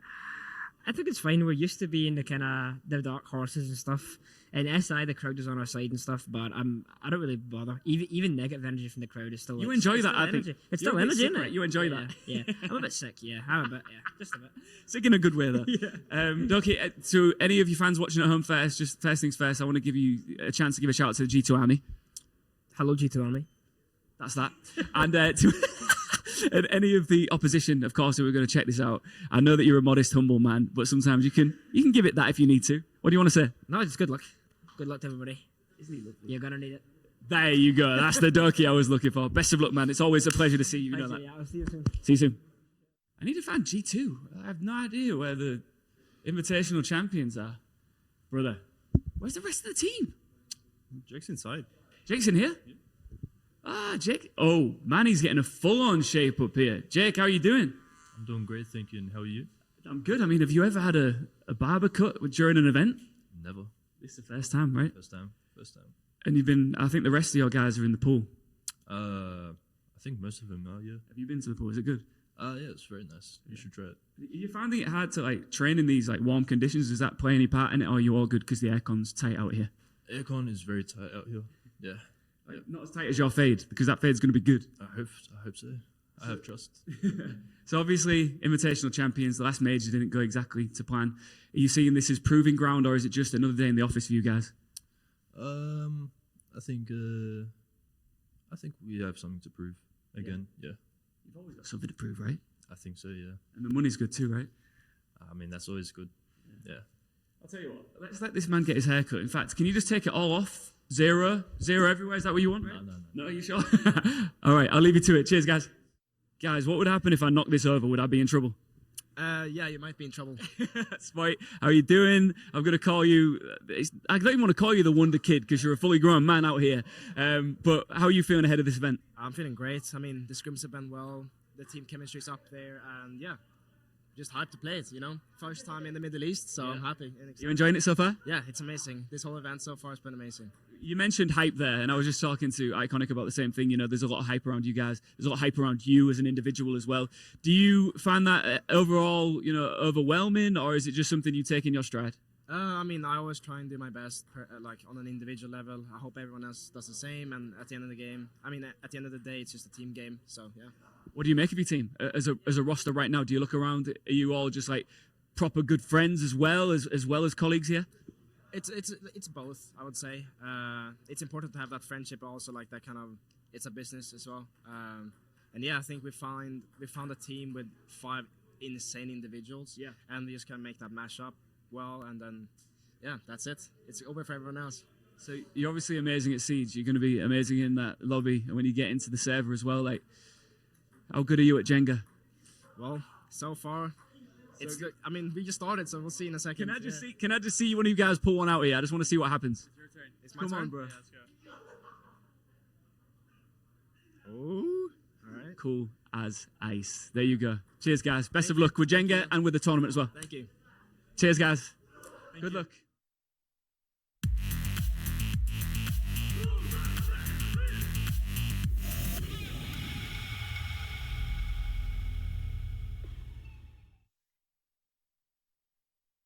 Ian's at it again, folks. He's at it again. He took the players away. He took Jake for a haircut. He had to interview Doki. He even let the M80 guys play a game of Jenga. But I got on the phone and says, Ian, we have a game to play. Get the players back to the desk. We're ready. But it's 1-1 on the second map of this best of 3. Yeah, we're making you wait for this one because we think it's going to be an exceptional game of Siege. This series is a lot to play for. I mean, you ask anyone trying to make predictions before this event, you would have said M80 G2. Before they did the groups, this would have been the dream matchup or a final. But you don't have to wait too much longer to see these teams go and lock horns once again. It's time for this one. Round number 3, Cafe, map number 2, G2 M80. And it's a repeat of Fireplace and Reading. Last time out, we saw Kino don the Monty and basically be given free reign to waltz straight in mining, straight into dining, and get a plant for free. Supported by his teammate Exploit on white, it was an easy execution, and G2 had no answer. Will we see a repeat of that one, or have adaptations been made? They've had time to think about it. They've had time to stew. Can they get it done? Well, I like what has actually been done here from Eddie. They're taking pretty much the same loadout once more. The big thing about this is they put phantom pressure on Pillar again, which pretty much didn't allow G2 then to play the defense that they wanted. Now, what I do like is G2 have also adapted. They've not taken the mirror this time around. They've taken a completely different lineup. And again, the big thing to keep an eye on is Virtue on the Aruni. Virtue, I think, is one of those players that's defying the laws of time. You know, he's one of the elder statesmen that we have inside of competitive Siege. But with the DMR and the reaction time he's been shown, which looks to me like it's still improving, he could have a big impact in this round. Because even though G2 lost the first map, I'd say Virtue put himself together a pretty good map. Yeah, but I mean, Virtue, ever since Montreal in February, he's been having a kind of...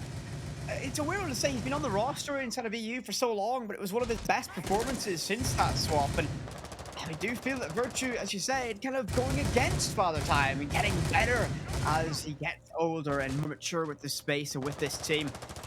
Looks like a very similar approach by M80 this time again. If you remember before that pause, they kind of toyed with the idea of opening the snow door, a little bit of phantom pressure. It drew the attention of G2 quite significantly, which allowed Kino to just waltz on in and get control of mining and get that case down. Spoit will send in a clone and get as much information as possible and spots an aggressive push. Alamo goes up downstairs, and well, the Brava gets in safely in a difficult position. Doki gets one, and oh my! G2 light up the feed, but Diaz gets one back as Benjo falls, as Kino gets control, lowers the shield, only to invite Alamo to find his life. And trade once again by Diaz, but left alone against 3. He's got a minute 30 all the time to work with, but no case in hand. A little bit difficult to imagine a clutch play, but I will never doubt any player on this M80 stack of absolute heroics. They tried to do the opposite of last time. They tried to put the real pressure through Pillar and push in. It didn't work. Not quite sure how Alamo managed to cross the top of those whiskey stairs, but again, Diaz now tosses the stun.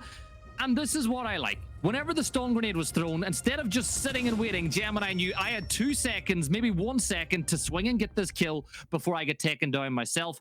Good decision making by Gemini. G2 won the round. But again, how did Alamo cross those whiskey stairs when Bravo was standing in the door? I think Bravo, basically what happened was a wonderful thing called siege timing. Bravo probably put Shift and W together, sent it in to get control of pillar. Alamo also decided Shift W straight in the pillar.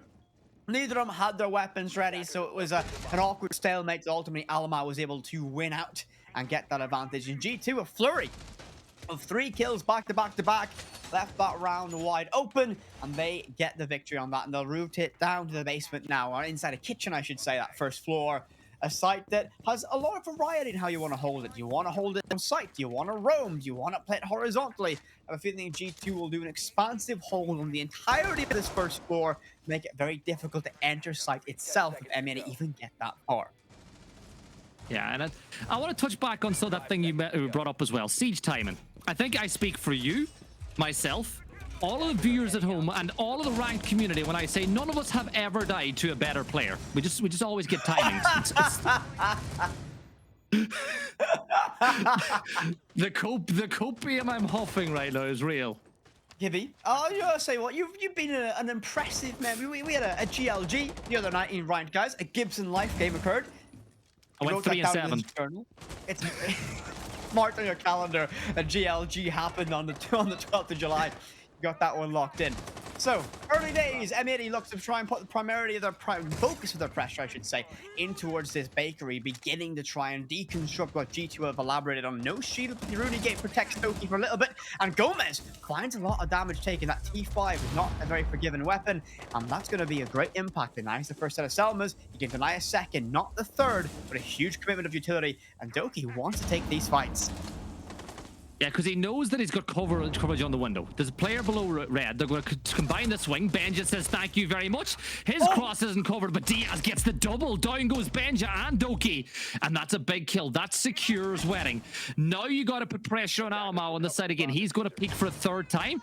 But you've got all of this access now inside of Bakery. You've got the wall open so you can keep an angle towards the window inside of Prep again. You've forced all of G2 back into the other site, and this has opened up a massive chance now for M80 to tie this over.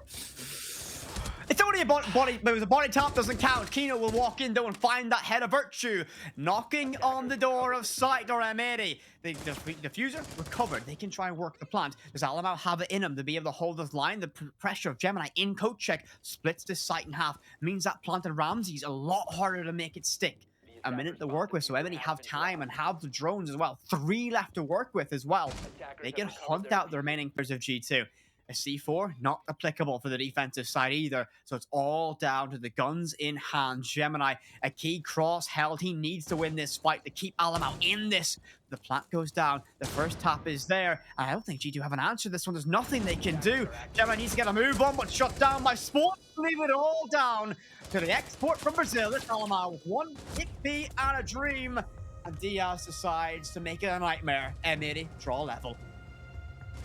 And again, it was the great work. Diaz with the double on that wedding window completely destroyed any plans G2 had to hold that site, and it forces what looks like a timeout now again. And you can tell again, Bodega brings that mic down to his face and he's able to talk to his team then at that point. But this is the thing, right? There's M80 are very, very good at isolating players and picking up kills and catching them when they're least expecting very, it. very good. You end the sentence there. Very, very good. This is true. This is true. That's top tier. Top tier. Why aren't you on the desk, man? Give me on desk. Look, got a ring to it. Well, there's a reason why. They brought the best player in EU over to NA and Spoit.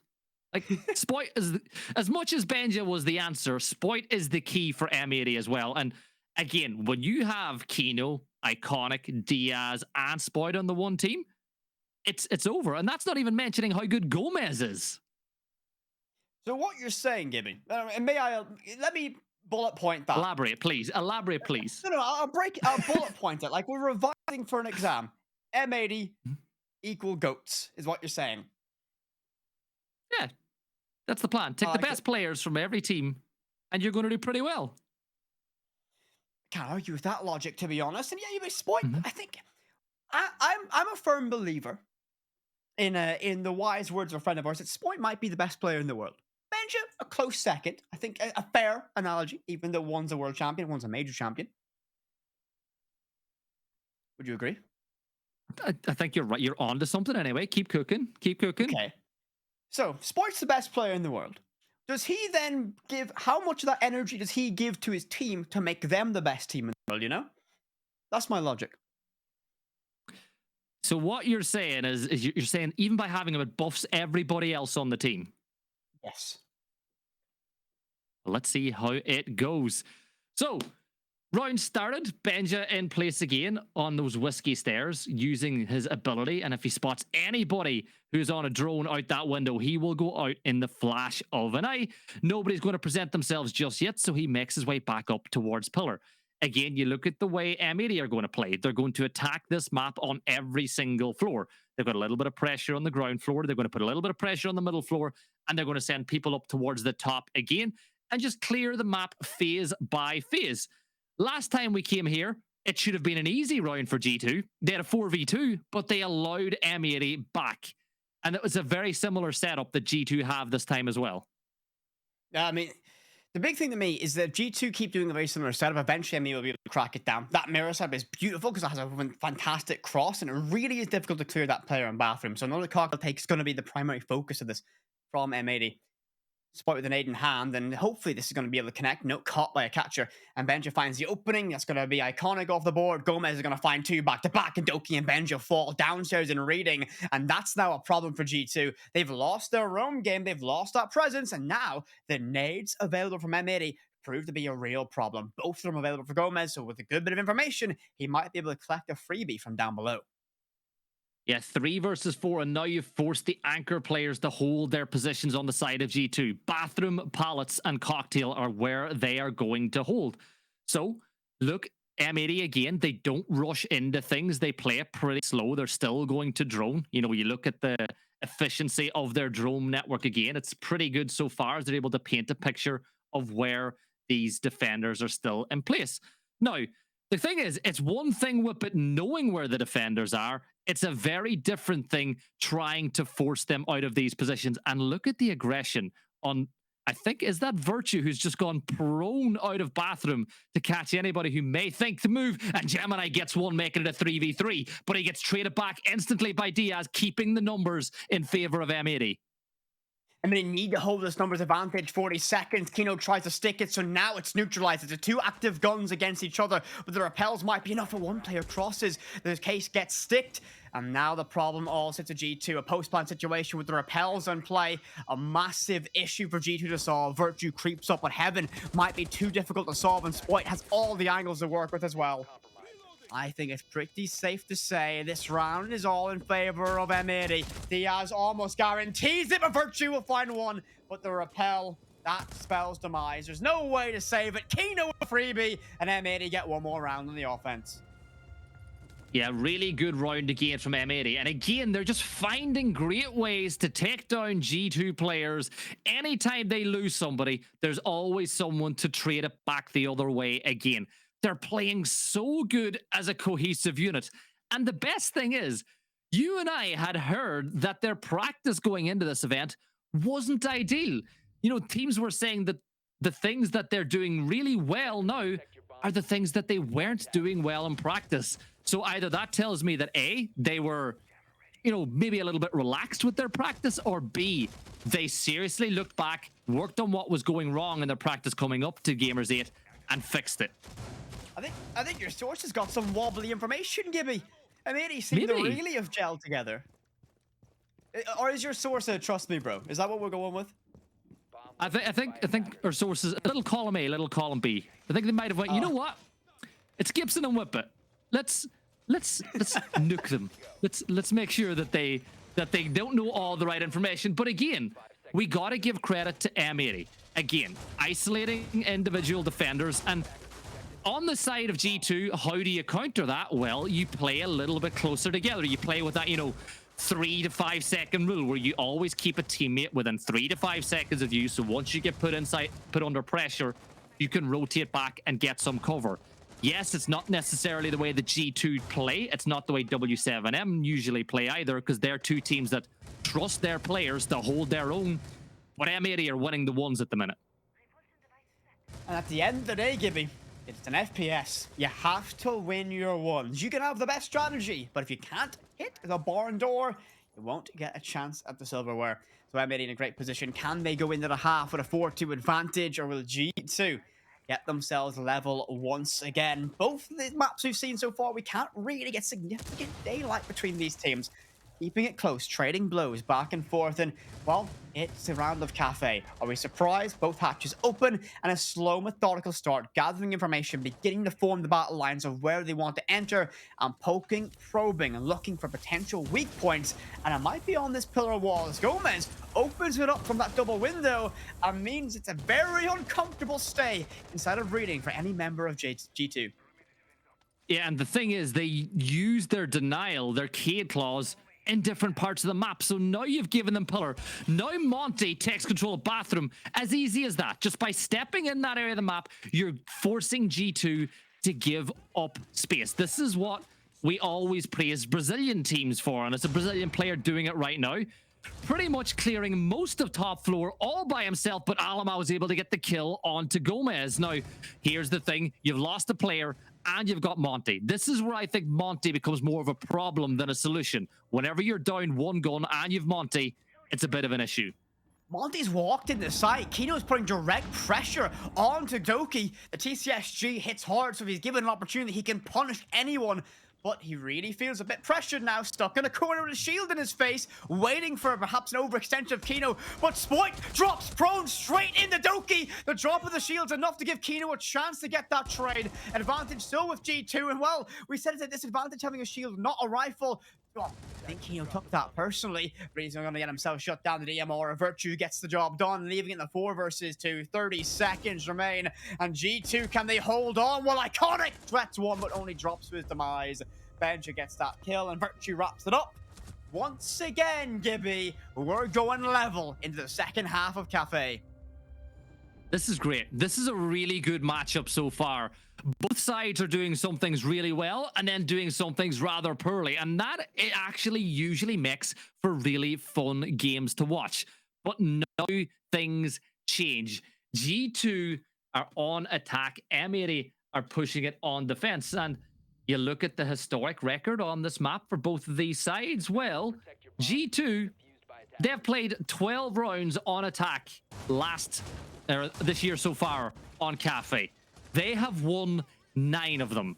They're running at 75% win rate on this map against M80, who have not played this map all year in the officials. So what does that tell you? That tells you G2 are exactly where they want to be going into their attacking half. Okay, that's fair enough. I like it. Gibby, you're breaking it down nicely. Would you say, though, M80 haven't played it at all so far in the regular competition? They've brought it out. Very first game of Gamers8. Is that not an intention? Is that not a statement of intent that we're going to throw everything at this competition? Because there's a nice little break from this until stage 2 begins, so they can begin to rework that strat book. So anything they had hidden, anything left in the tank, they're going to deploy it now. And I think that might be what I'm seeing from M80. Well, this is the thing, though. This is the theory crafting that we would do. Were they hiding this map all along? Well, you have to be if you're bringing it in. But is it the best idea to bring it in the upper bracket when you've still got another life going down? We'll see. They win this map, they stay in the upper bracket, and they'll prove us wrong. So G2, again, nothing really crazy about what they're doing. You get the hatches open, you start droning out over by Bar Cocktail. You get a couple of players set up over by the cocktail, or over by the windows and cocktail side and heaven, and you just poke and prod and try to get one of those M80 players to make the first mistake and get you that first kill. A game of chess. That's all this is at this point. The pulse gives knows every movement of Benja as Diaz sees his heartbeat through the wall. Wants to make it just a little bit slower and stop it all together in this round.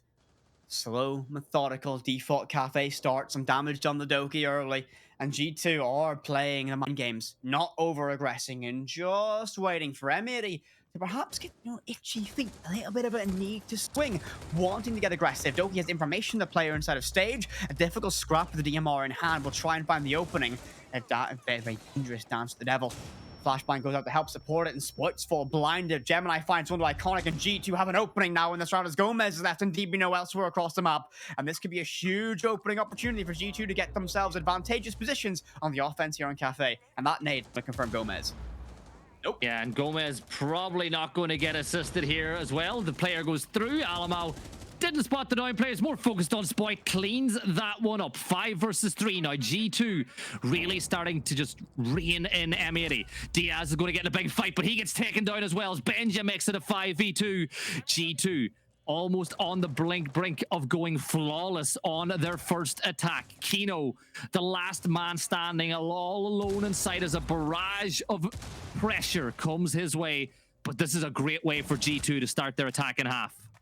Kino alone, 30 seconds and an SMG-11 in hands. Gomez, fade to black. The round's over for you. The rotation spotted, and Kino tries for heroics, but shut down in G2 on Cafe. A flawless round.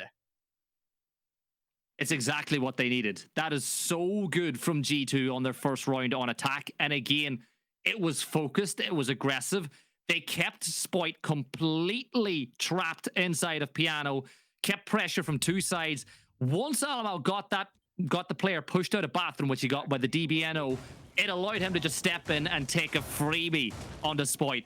Now M80 change it up. They're going to kitchen dining.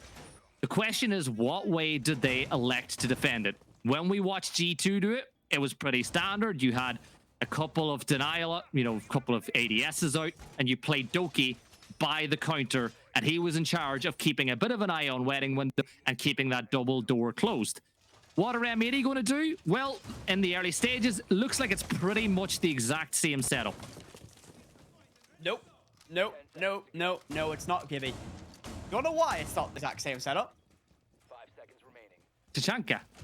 There you go. So what's Tachanka going to do? Sit at the back of site, and with every single thing open, we'll be able to send those Shamika launchers, those incendiary grenades that choke out a push. Now remember, G2 were punished by the fact that M80 could get a plant behind those kitchen counters relatively free, even with the coat that cross held by Gemini.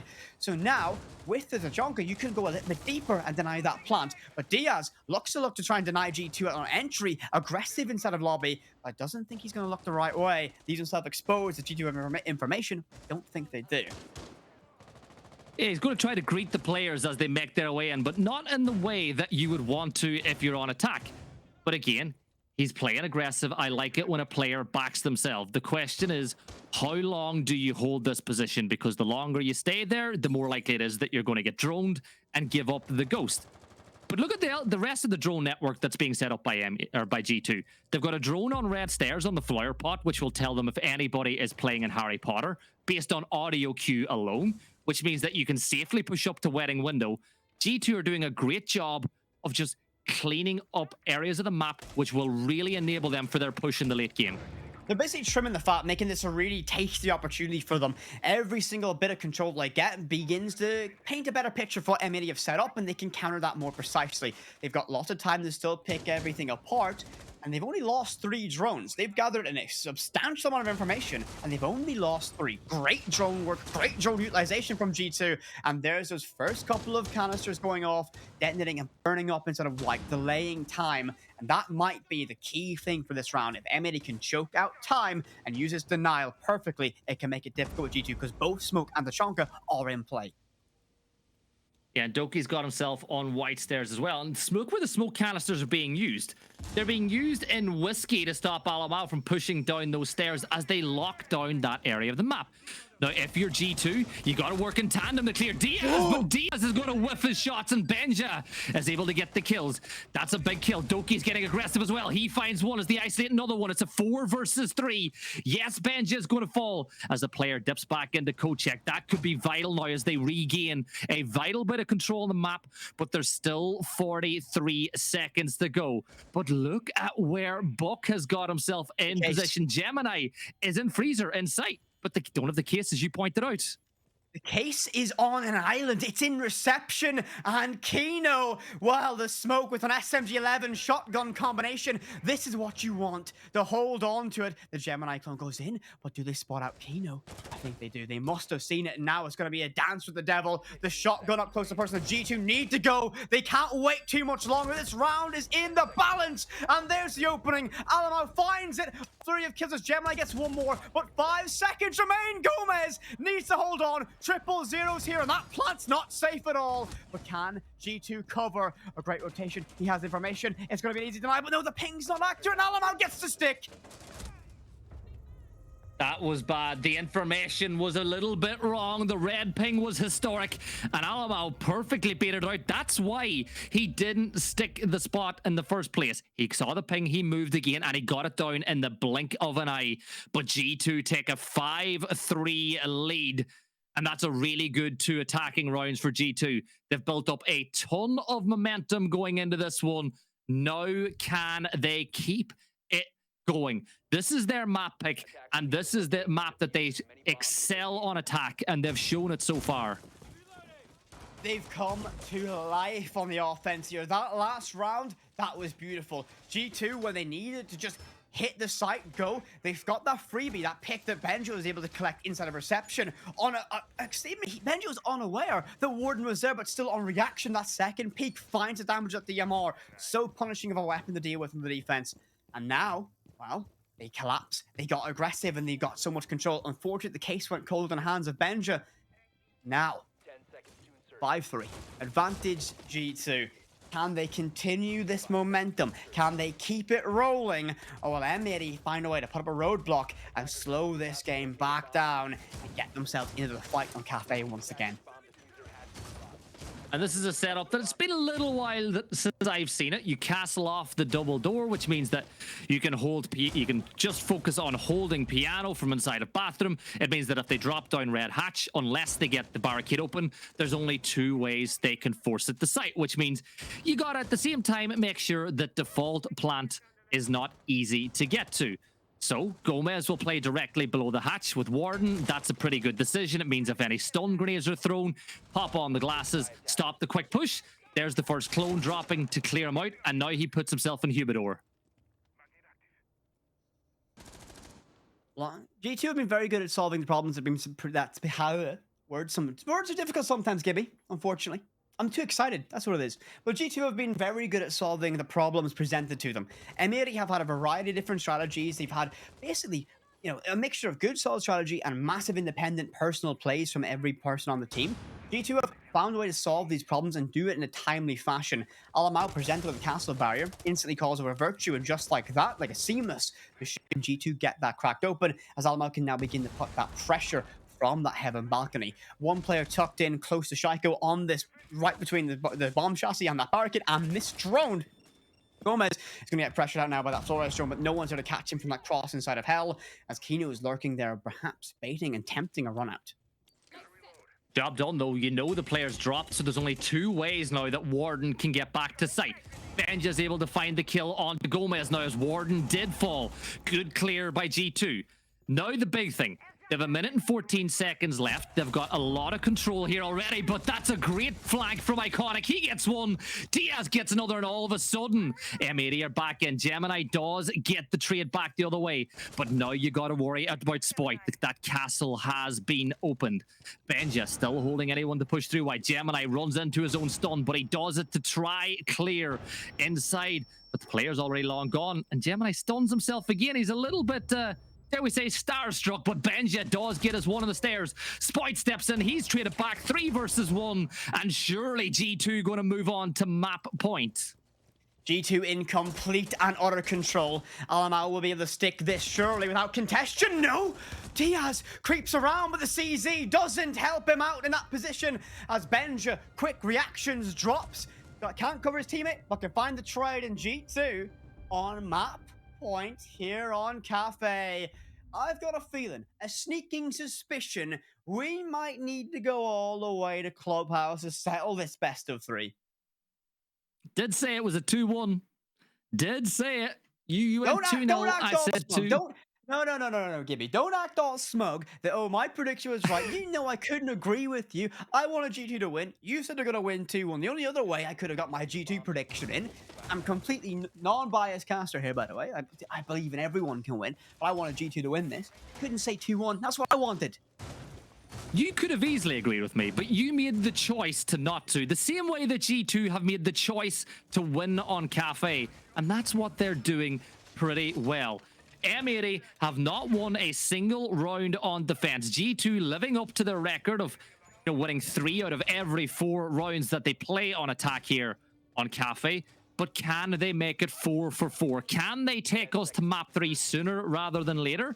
If I was G2, I would try to get this map over as soon as possible. Don't give M80 any momentum whatsoever going into that 3rd map.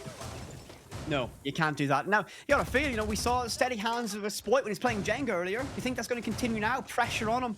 Can he perform? Can he begin to dig his team out of this one? And yes, he can! The smooth operator sends it out of heaven window and Virtue first to fall. What a play from Spoit. Confidence and aggression to get the opening pick. That's what Spoit is so good at doing. He's only 2-5 since the rehost. He's not been kicked off since they've gotten back into the server. And the King of the North battle that we spoke about before is so far being dominated by Benja. Benja is going 9-4. And here's the thing. You're 4 members down. Diaz is going to waste his C4 now. That's another bit of vital utility gone. But they've still got the numerical advantage. They've got some very good operators to delay G2. I just don't want to see them do anything silly. Don't give G2 a freebie. And there's Spoit getting a second. He's the best in the world. He's back. He's back. He is simply the best player in the world. Spoit uncontainable, uncontrollable here on this defense for M80. Huge 3K. The round's all down to him. What can G2 do? The answer, not much. Alamau stuck on white stairs. The case is cold. And as they get closer and closer, they're only entering the den of Spoit. And it's surely over. M80, don't overextend. Don't push too much in the round. Should be in the guarantee. And you get yourself 1 step closer to overtime. Alamau will get Gomez. And don't let this slip away, Spoit. Don't overextend. Goes for a 4K. And couldn't find the head of Nomad. First time he's missed a shot, really, in this round, but still 4 versus 2. Benja's on the prowl now as he pushes in towards Freezer. That is a kill coming through. Diaz will pick that one up, so no ace for Spoit. But it does mean that Alamau, who's all outside, all by his lonesome, has a big job to do. M80 trying to bring this back to 6-4. There is a gunfight that is going to happen on white stairs. Alamau sprinting, has no clue that there's a 2-way cross being held, and Diaz rounds that one out. 2-round game now as M80 finally win a round on defense, but they've still got quite a ways to go to win this map. A long way to go, but I tell you what, momentum, bit of wind in the sails of M80. They needed that round. G2 didn't even get close, didn't even get anything going at all. Shut down from the very beginning of that one. An aggressive jump out by Spoit, locked it down. And well, can G2 calm the nerves a little bit, bring it back to a central neutral position and get this map closed out and book our ticket to Clubhouse? Surely they can get that one done. So round 11. And this is it for G2. Another match point. They've got a map point. They've got 2 of them, so they can lose this one. But then at that point, they need to win the next because they don't want to go to overtime against M80. M80, of course, as it stands, they're winning the series 1-0. It's best of 3. If they win this map, they stay in the upper bracket. G2, they're going to attack a site that they've got a pretty good record on so far. And you look at the way that they're setting up on defense. Iana, Sledge, Dokkaebi, Nomad, and IQ. Again, I think with the way that M80 are trying to get aggressive and play their way back into the game, I think that Nomad is a brilliant pick. I think the Doki on Doki, as always, is a great pick because you're on a DM or on a LAN, and that global ability is just so oppressive to play against. I mean, Dokkaebi, not only does it give away your position, it denies the cameras for a significant portion of time. It feels like an eternity when you're trying to hold a camera for your teammate and you're locked down by that Dokkaebi call. The mirror window set up inside of Train. I much prefer this from what M80 are doing. G2, they left up mining and Train so weak on this site, they allowed Kino to walk on in. Now, it's different site. Mining is the site this time, but I do like that control they present. And that's somewhat of a final boss. If you hold on to Piano and you keep the vertical protected on that mirror window, all of a sudden there's not many answers you have to get on that site directly, forcing it into a dining take. I want to see if they can make that happen, though. You know, we've seen G2 are able to do a multitude of different things here on Cafe, and they've won the rounds on the same site by doing different things, keeping M80 on their toes. So now you put the first one of those nomads down. That'll prevent Gomez from rotating back down. Spoit is going to get put into DBNO, which is a big one as Almao cleans that one up. 5 versus 4 now. G2 have the numbers. You've also cleared the player that was playing by pillars. You've also trapped Thorn on top of these stairs because of the nomad. G2 have set this up really well. I know there's still a minute and a half to go, but they're getting those people into positions where they can easily pick up kills. Minute 20, still recoverable from the side of M80. Need next pick to go their way, and it might arrive to the hands of Doki. Thorn, though, prone, drops on stage, just waiting out, holding on, and this could be huge, as G2 might want to get control of Train to pressure that mirror window and make it not easy to hold on to mining. Repels in the white. That's the case in the hands of Yana. Alamao, dangerous game. No one has any idea, and Gomez gets one for free. Gemini falls, and this presents a problem now. G2 have a threat lurking in the backline. A drone detected and shut down very quickly. Iconic joins his pressure upstairs as well. And G2, they might have walked into a perfect trap laid by M80. Kindoki, calm the nerves. He needs to find this fight, and that's going to be difficult as Iconic just around the corner. But his teammate saves him. Benj is there, looks for a second, but can't do it. But all Gomez needs to do is stay alive and potentially find this one. Yeah, but he is going to use the machine pistol, and it doesn't work as Doki gets the kill. 3-2. Diaz and Kino now need to hold down the fort.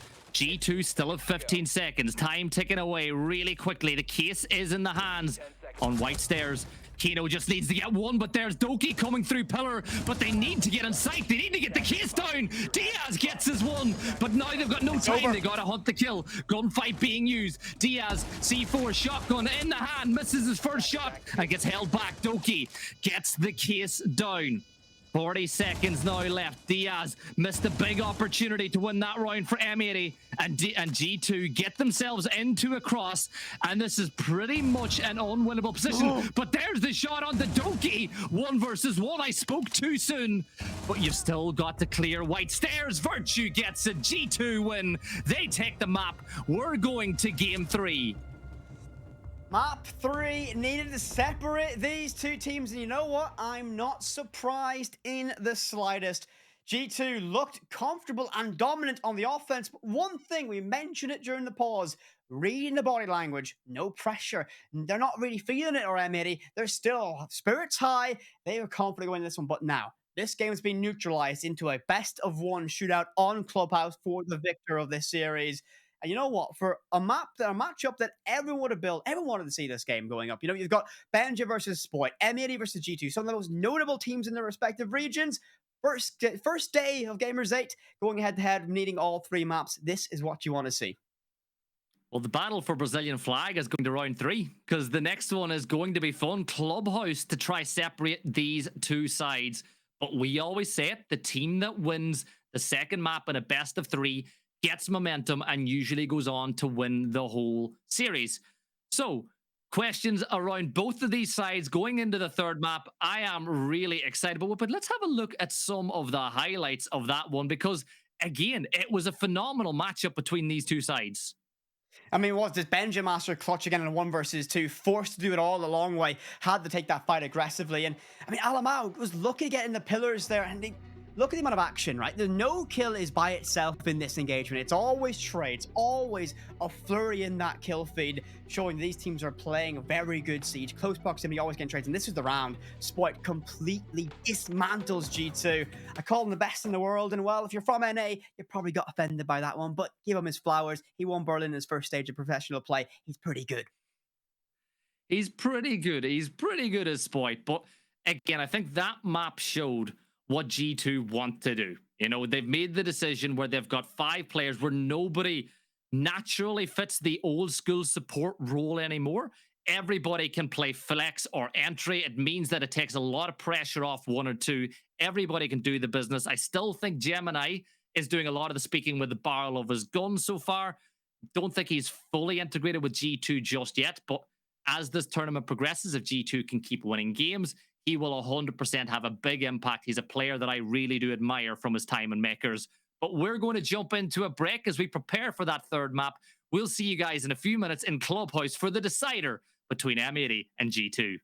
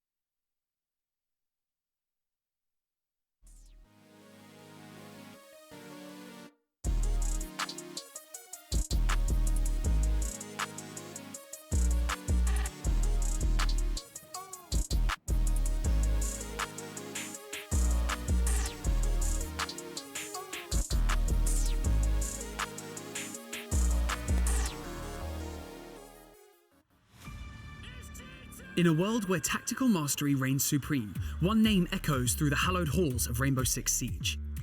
Fabian, a legend in his own right, has left an indelible mark on the game and the hearts of millions. He is not wielding just 1, not 2, but 3 hammers, a true Viking of the scene. This man of many talents comes from the colder than cold Sweden, powered by meatballs and probably some rotten self, though this man does not stay silent much either. But every team that's gone up against them have played literally fucking shit. That's because he knows he's the best. He works hard to be the best. He has the trophies to show that he is the best. Now, what do the best of the best do in Rainbow Six Siege? They clash here, in Riyadh, for the Gamers8 2023 tournament. It is both Fabian's and G2's first time joining us. Do you think he will grab this trophy as well? Is the infamous 6 Invitational winner curse too strong to break? One could argue that if anyone, he's the one to break it. Fabian has the chance to lift a hammer, the Gamers8 trophy, and a major trophy all in the same year. A trinity that BDS came so close to last year. Regardless, Fabian makes sure we'll be in for an incredible show of talent, hot interview takes, and the best meme material there is.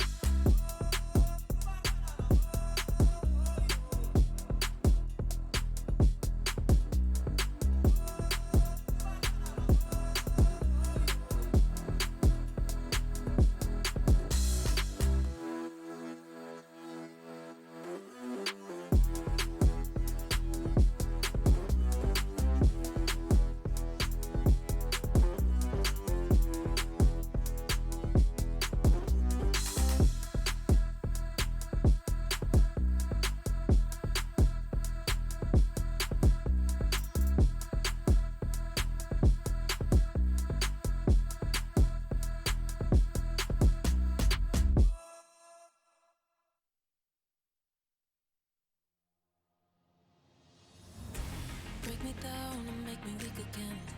After all, I called you my best friend. And I've been here, I know the story ends with broken hearts and us playing pretend. Break me down, down. Break me down. Break me down, down. Break me down.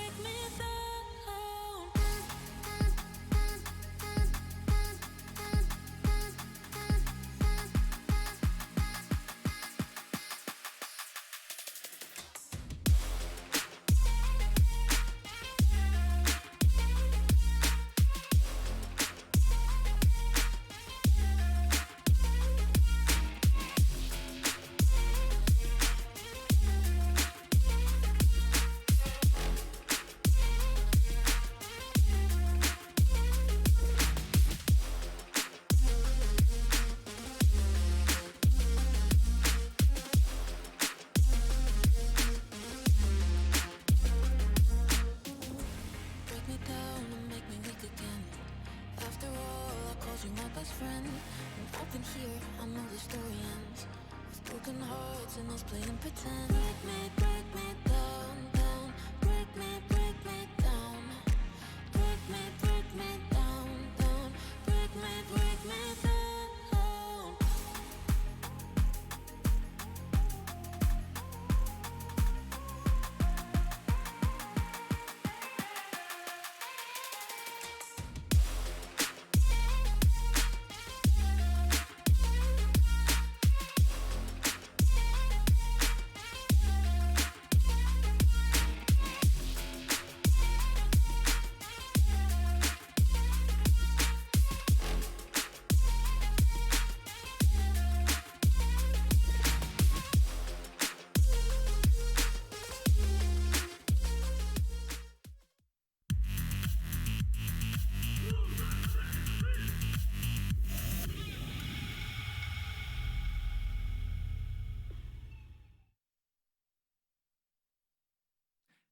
Day number 1 of Gamers8, and on the very first map that we're covering, we are going to a decider.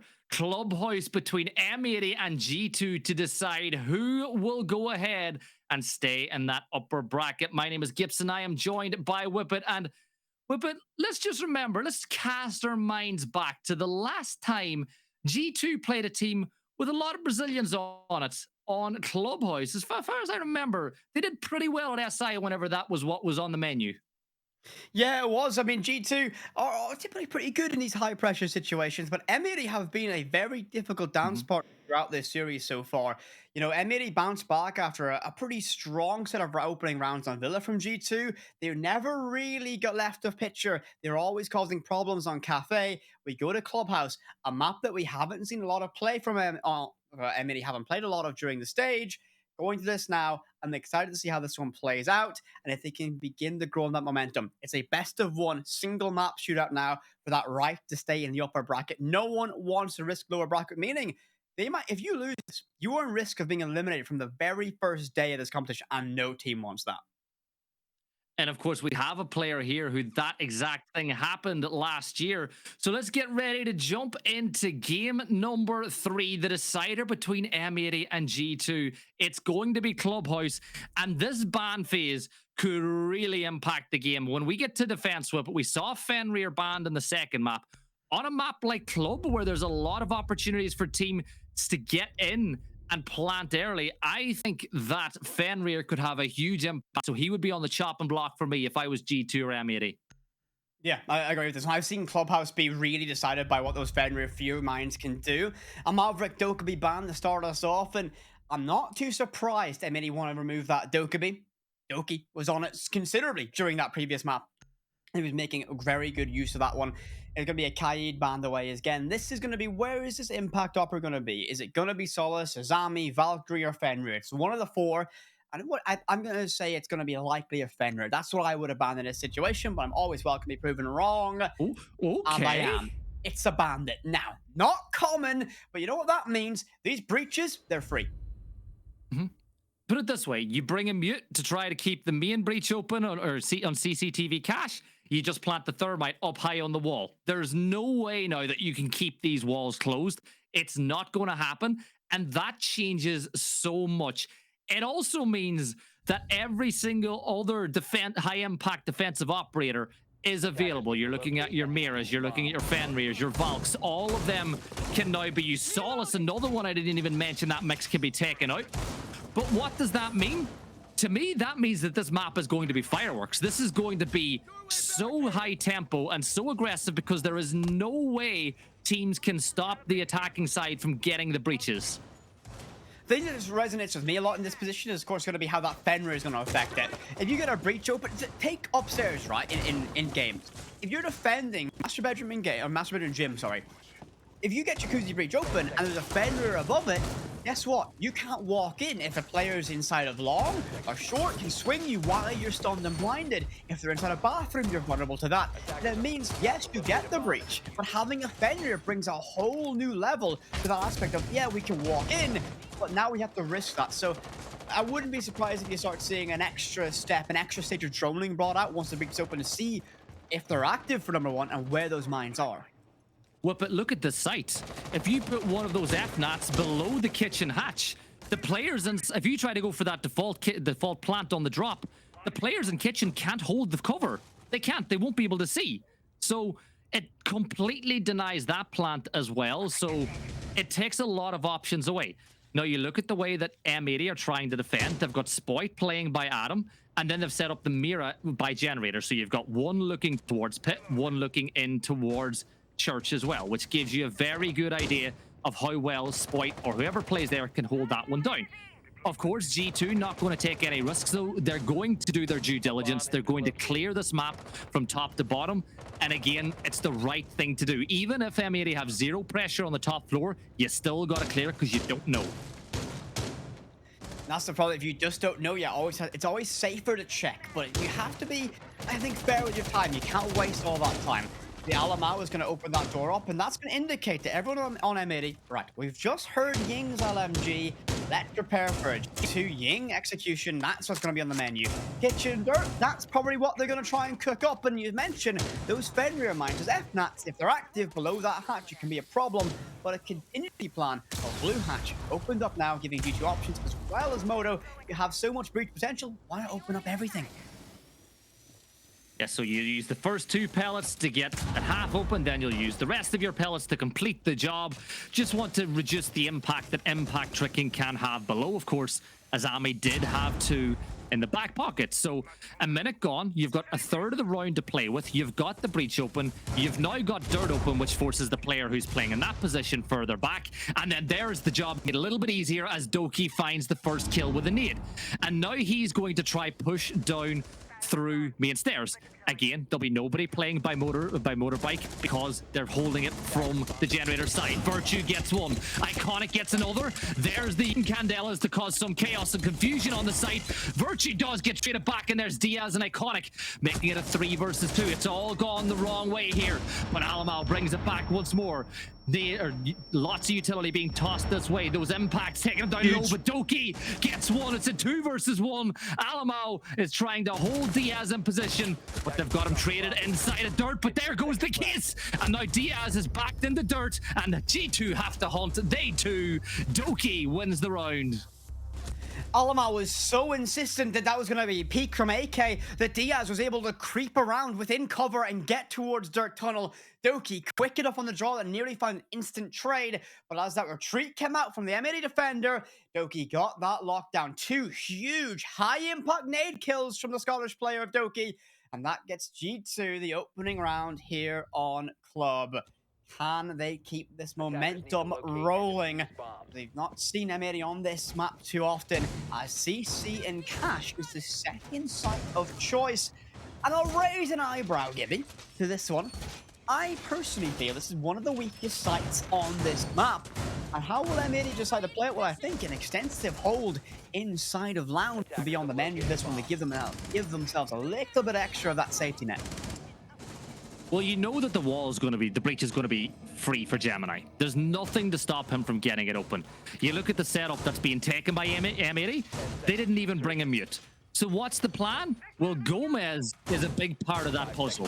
They've reinforced that side of the wall by the window so that he's safe when the breach gets opened, and he's going to use those Kiba barriers to lock down the top of rafters. Now, the good thing is there's footholds placed below so that if he needs help or if Garage is coming under a lot of pressure, he can get somebody else from M80 to push down the map, go through bar, and give him help at that section of the map. But again, in my opinion, which is not an expert one, by the way, this round really lies down to how much time that M80 are able to stop and Garage with Gomez. Are you saying you're not an expert, Gibby? No, far from it. I'm a 0.3 KD copper 4.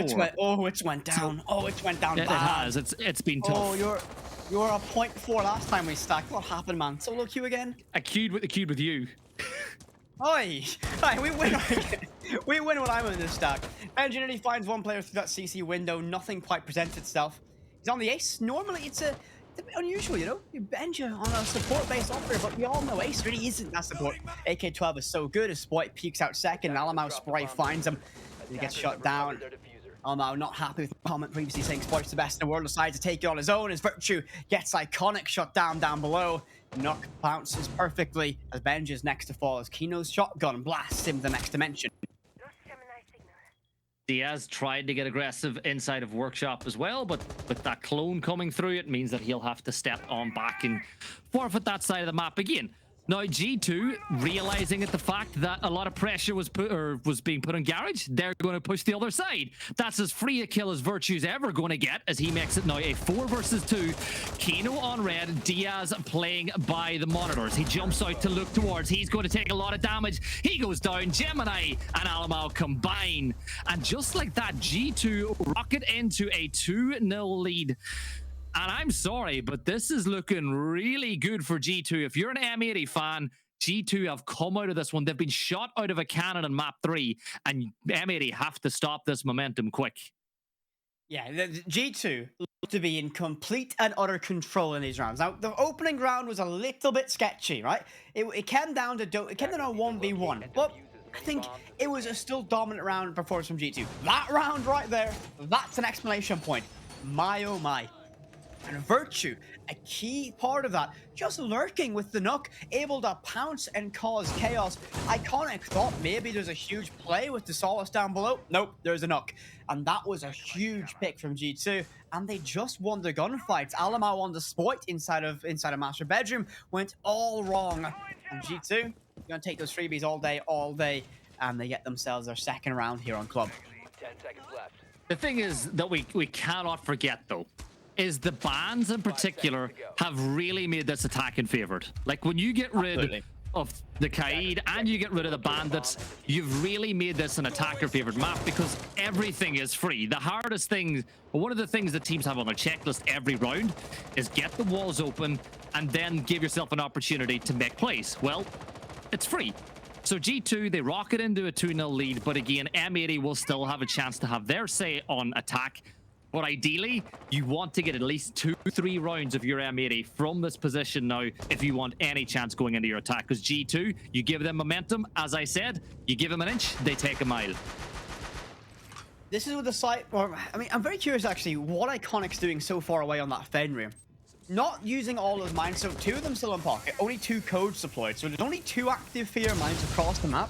He's so far away, if you're pounced on by anyone, all of a sudden a huge portion of utility is lost, and I think a wise choice. Iconic will fall back to site and now gets to play Fenrir like a conductor of the defense, able to mold where is safe, where the offense can push from, gathering information from the safety of the site. These mines activatable for any range. He could have had them on Jacuzzi if he wanted and played them down below, but he'll still have that availability as this round plays on. But the best ability in any round, though, Whippet, is availability, and keeping players up and alive coming into that last 20-30 seconds usually leads to success. So, again, we're going down to basement. Kino's getting a bit more aggressive this time. Decided to leave that dirt soft, of course, because it's not basement they're defending, but it did give him the opportunity to maybe try look for some peeks on players pushing up through kitchen, pushing in the other side. But G2 are just perfectly going through their steps and their checkpoint again.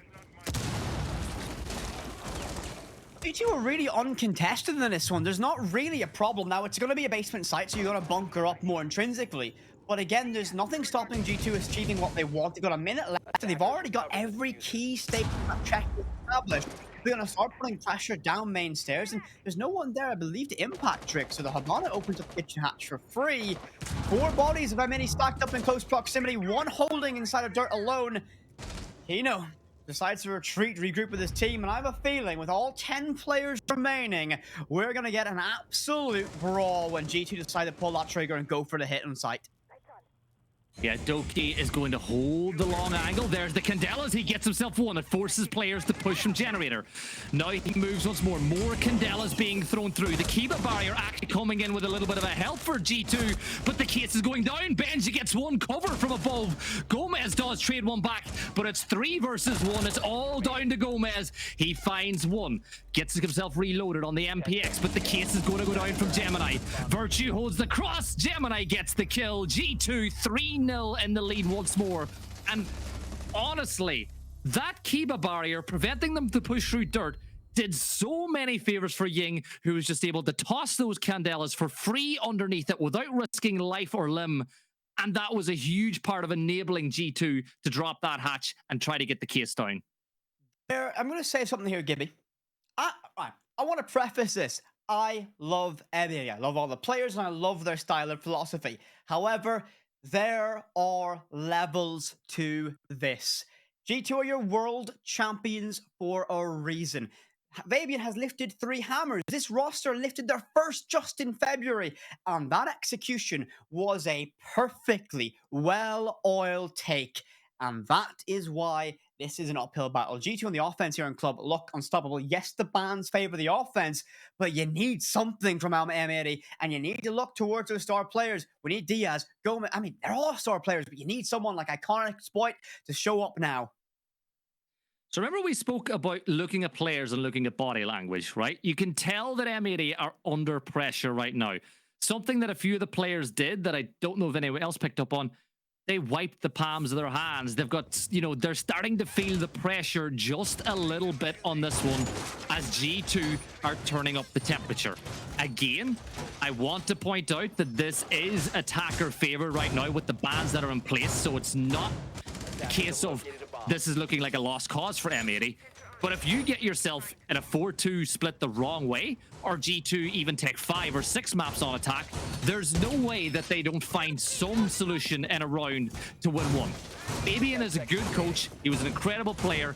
He will be able to calm them down and give them the opportunity to win at least one round. Good coach. Great.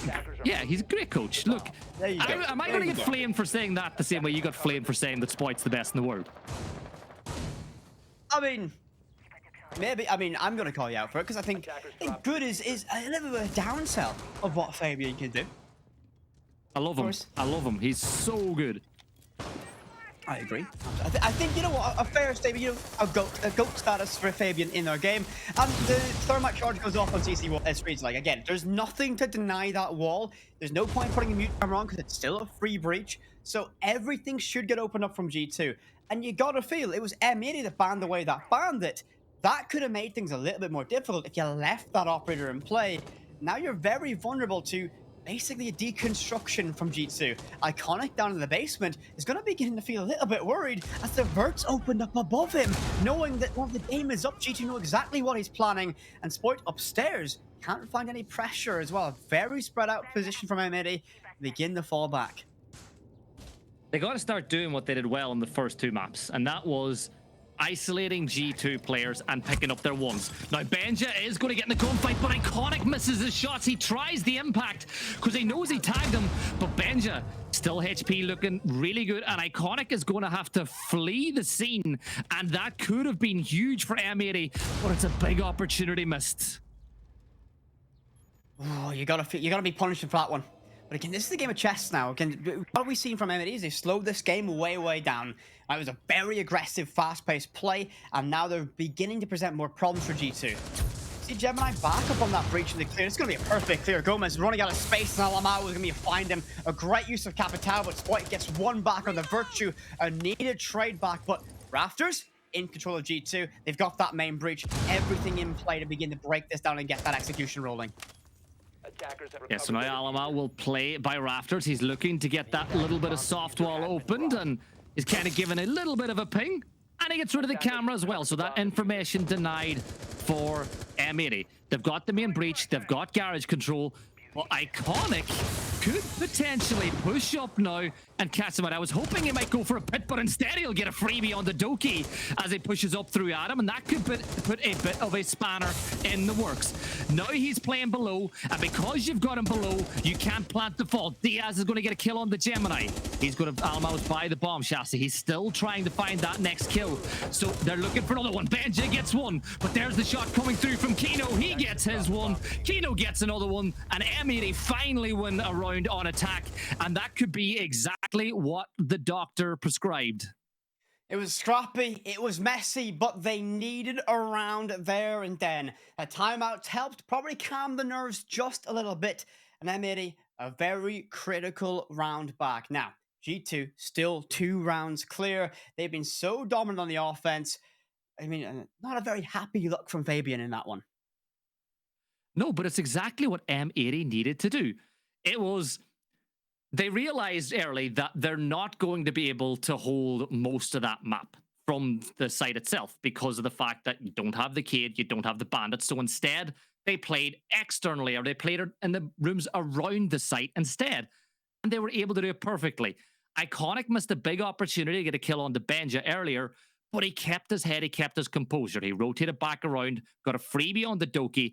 And once you get rid of Doki and you've got Solace playing below, it gets rid of nearly every single planting option that G2 have on site. And that then meant that they had to go hunting to try to get the kills on the players that were inside of construction. Really well played defensively from M80, and that's what they need to do in these next 2 rounds. As I said, if they can get 2 or 3 rounds on defense, I think they'll be okay. I agree. I'm in my head now. I'm thinking about how M80 are going to deal with this one. G2's executions on this basement have been pretty clinical every single time, and that's where I'm going to look at. Maybe they might want to induce a bit more of a roam game into this one. The mirror window might help with that one, but primarily the push that G2 have executed on hasn't arrived from blue, so that mirror window might not be all impactful as they might think. The Fenrir, the F-Mats placed down below that main hatch drop. If they remain active, like previously, they haven't been active when that execution arrived. If they're left active, that can be what gets the round victory for M80. And again, the last time that G2 executed here, you said it, the F-Nats were not there. There was no fear mines to stop them. They were able to use Jing. This time around, they've taken Thermite, and they've actually gone for triple hard breach whip. You've got Ace, you've got Gemini, and you've got Virtue. So everything is getting opened. It's as simple as that. Everything is going to be opened. That's the plan for G2. And remember I said that you expect to see players play on roles that they wouldn't necessarily on other teams? Benja's playing on Ace. Yeah, I mean, touched on it last time they were attacking CC, for example. I mean, Benja, you'd normally imagine Benja would be your frontline operator. You may as well in this position say, right, we can breach everything. Grab the hard breach with the best gun. So that's going to be Ace. The AK-12, so good in these positions. So, knock yourselves and move on. And I mentioned that G2 haven't really dabbled with an execution focused towards that blue. Well, Doki's dabbling early on that side of the map, and that mirror window might be a problem. Once he walks down those stairs, he'll likely drone that out at this stage and begin to figure out where that threat is. Benja uses those breaching charges to work through that verticality and get some lines of sight cracked for G2. Now that could have been great with that door being closed if they had have had a C4 by the door. And the minute you hear it being punched, then you go and pop the C4, but that's not what happened. So now the hatch into blue has been opened. The hatch in towards site is going to be opened. And eventually, I'm assuming the Moto hatch will be open too. So that's 3 drop spots that are available. They're also going to open up dirt at some point to give a little bit of pressure from that side of the map. And you know what that does? It opens up the menu. It means they can choose whatever execute they want to do. So for M80, what you got to do is don't get panicked, don't get pressurized, and make sure that you win your ones whenever they come through. Impact trick will be attempted, but it doesn't quite work. But that's another wall open. And what that does with it is, again, it means that they've got another opportunity to push through site. And it looks like they're going to start getting ready for some hatch drops. A great drone gives them that information, but that mirror window is such a problem. They know Spoit's inside of blue at this stage, but you can't do anything about that, so you have to make your execution stick from the main stairs, dirt, and kitchen hatch. Gomez takes a huge amount of damage. Doki with a nade gets an opportunity, finds two! Spoit shuts him down. Kino and Dirt's in a must-win position, but Gemini's already trying to stick down that case. Called in action's gonna be that mirror, but it's too late. No! Gemini shut down by Spoit!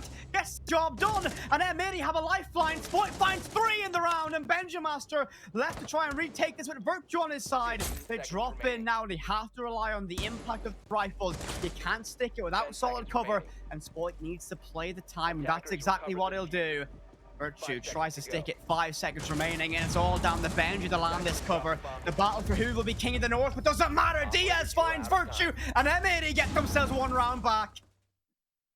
Much better again. 2 back-to-back for M80, and this is starting to look a lot better. If they manage to win this 3rd round in defense on a row and take a 3-3 half, I will go as far as saying that is M80 in the driving seat for this match then. I still think that if G2 can win this one, they'll be in a really good position going through. Again, for the viewers at home, do not worry. Whichever team does lose this game is not going home. There's still a second life. So if you're a G2 fan, if you're an M80 fan, if you lose, you've still got the lower bracket. You've still got a chance to go the whole way. But do you see what Iconic's rocking? What's Iconic rocking? Of course, it's the Clash. Oh my. So, a bit of a wild card. Not the most common operator, but are you surprised that it's Iconic on the Clash? Not at all. He's Batman. 10 seconds left. Exactly. Who do you call upon when you need it the most? It's Batman. Iconic on the Clash, and it's... You know what? Again, you could have partnered with a Fenrir to really slow it down. The question to me is where they're going to position that Clash. It's very far away from his site, very alone. That's dangerous, as an isolated and alone Clash can be very vulnerable.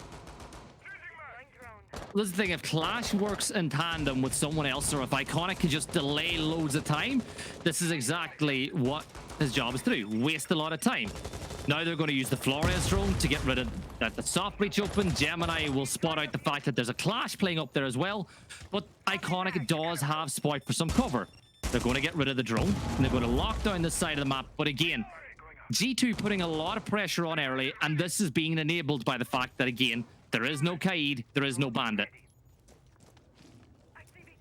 You can walk in. I mean, the thing about these bands is it's a very attacking, favoring side. So the fact that M80 are going to be able to tempt the idea of getting themselves levels absolutely huge. You got to feel, they have the confidence to bring up that Bandit man, knowing it left base and everything exposed. A hard breach charge, death. Oh, and that's going to be that cache single wall open, so a long angle deep towards gym windows being established. G2 have all the control over towards cache now.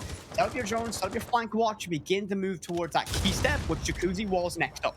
Attackers have dropped the bomb diffuser. So Benja will play around the windows now, seeing if he can spot somebody from M80 to give them that pick. Gemini now will open up that breach fully as well, and that allows them to maybe push in and execute some form of a plan. This nade will be tossed in towards the bathroom. That's why Kino was playing Wamai. You can hold this position and the utility will not move you. Diaz is able to play the mirror in logistics as well. I'm surprised that G2 haven't put any pressure on that Logi hatch just yet, because you're allowing those players in Logi to play as freely as they want to. But time is slowly but surely creeping down. A minute still to play, and it's still a 5 versus 5. And Clash now has shut down the breach. With time draining away and a Clash to deal with, you feel it might be a problem for G2. But a trade happens, and you got to remember, Iconic doesn't have a primary weapon, has that shield in his face. So one firearm advantage for the side of G2 to trade with Doki. Gomez, perfect timing, near pinpoint precision for both these players. A vault in from Benja, and he's going to try and get aggressive. He needs to be the answer, and he's going to be inside a bathroom, finding one, and this might crack M80 wide open. The Clash will be a problem, but will Iconic stay alive? He'll stun, he'll tase, he'll play, he'll annoy, he'll irritate every single member of G2. giving his teammate Sport time to react and rotate. 15 seconds to try and stick this out, and Sledge needs to win this fight. A drop shot from Spoits enough to wrap the round up, and now in a 1 versus 2 against Iconic on the clash, nothing Virtue can do. M80 set to bring us level, and that is a done deal on that one. 3-3 split here on Clubhouse. We go level at the end of the half once again between these two teams. Iconic won the round with the clash place. It's as simple as that. You look at when he was in that 2v1 essentially, because Spite was not peeking, he was reloading, he was hiding. His movement was so good that he kept his back to hard cover. You forced him to try chase. They decided to completely ignore Iconic, and he was just able to call, right, Spite, they're going to push it in 3, 2, 1, and Spite was able to get the kill. Really good job by Iconic in that round, and it is so good by him. And we have the 3-3 half. And all I'm going to say is this is 100% game on. I would say there's a little bit more pressure on G2 now, again, because of the bans that have been done. But M80, this is as good a chance as you're going to get to win a best of 3 against G2 here. And I'm loving it. I'm all for it. I love both these teams. I'm not going to lie. So do I. It's so hard, right? I predicted G2, and that's, you know, my EU base. I couldn't support NA even if they've got Exploit over there to represent us over in North America. But G2, they were 3-0 up in this stage. They're back to level. That's 3 rounds. Remedy of 1. Back to back to back. While G2's executions were clean during that spell of domination, M80 swapped it up, began to present unorthodox and difficult problems that they couldn't get around. Will G2 be able to do the same, or will M80 have that clinical killer instinct that they need to be able to shut down G2? Yes, the bans enable you to get through basically every wall, every reinforcement. Nothing is safe, but can they make the most of that opportunity? So, first round on attack for M80. You look at the way that G2 are playing, they've extended out quite a bit. Benja is going to get really aggressive by this window. And then he waits, he hears the audio cue that allows him to step up and peek the breach once more. It's clever from Benja, it's brave from Benja, but again, I think it's a pretty good way to play. Now with that window being opened, he can't play that position anymore. And the issue is stock doors open too. So Benja has a couple options, shift W or retreat back to site. He's retreating back to site. That's complete vertical control established now by M80, but now they got to go to work. And look at this, Doki's rotating back as well. So it looks like 1:10 was the timer that G2 wanted to play.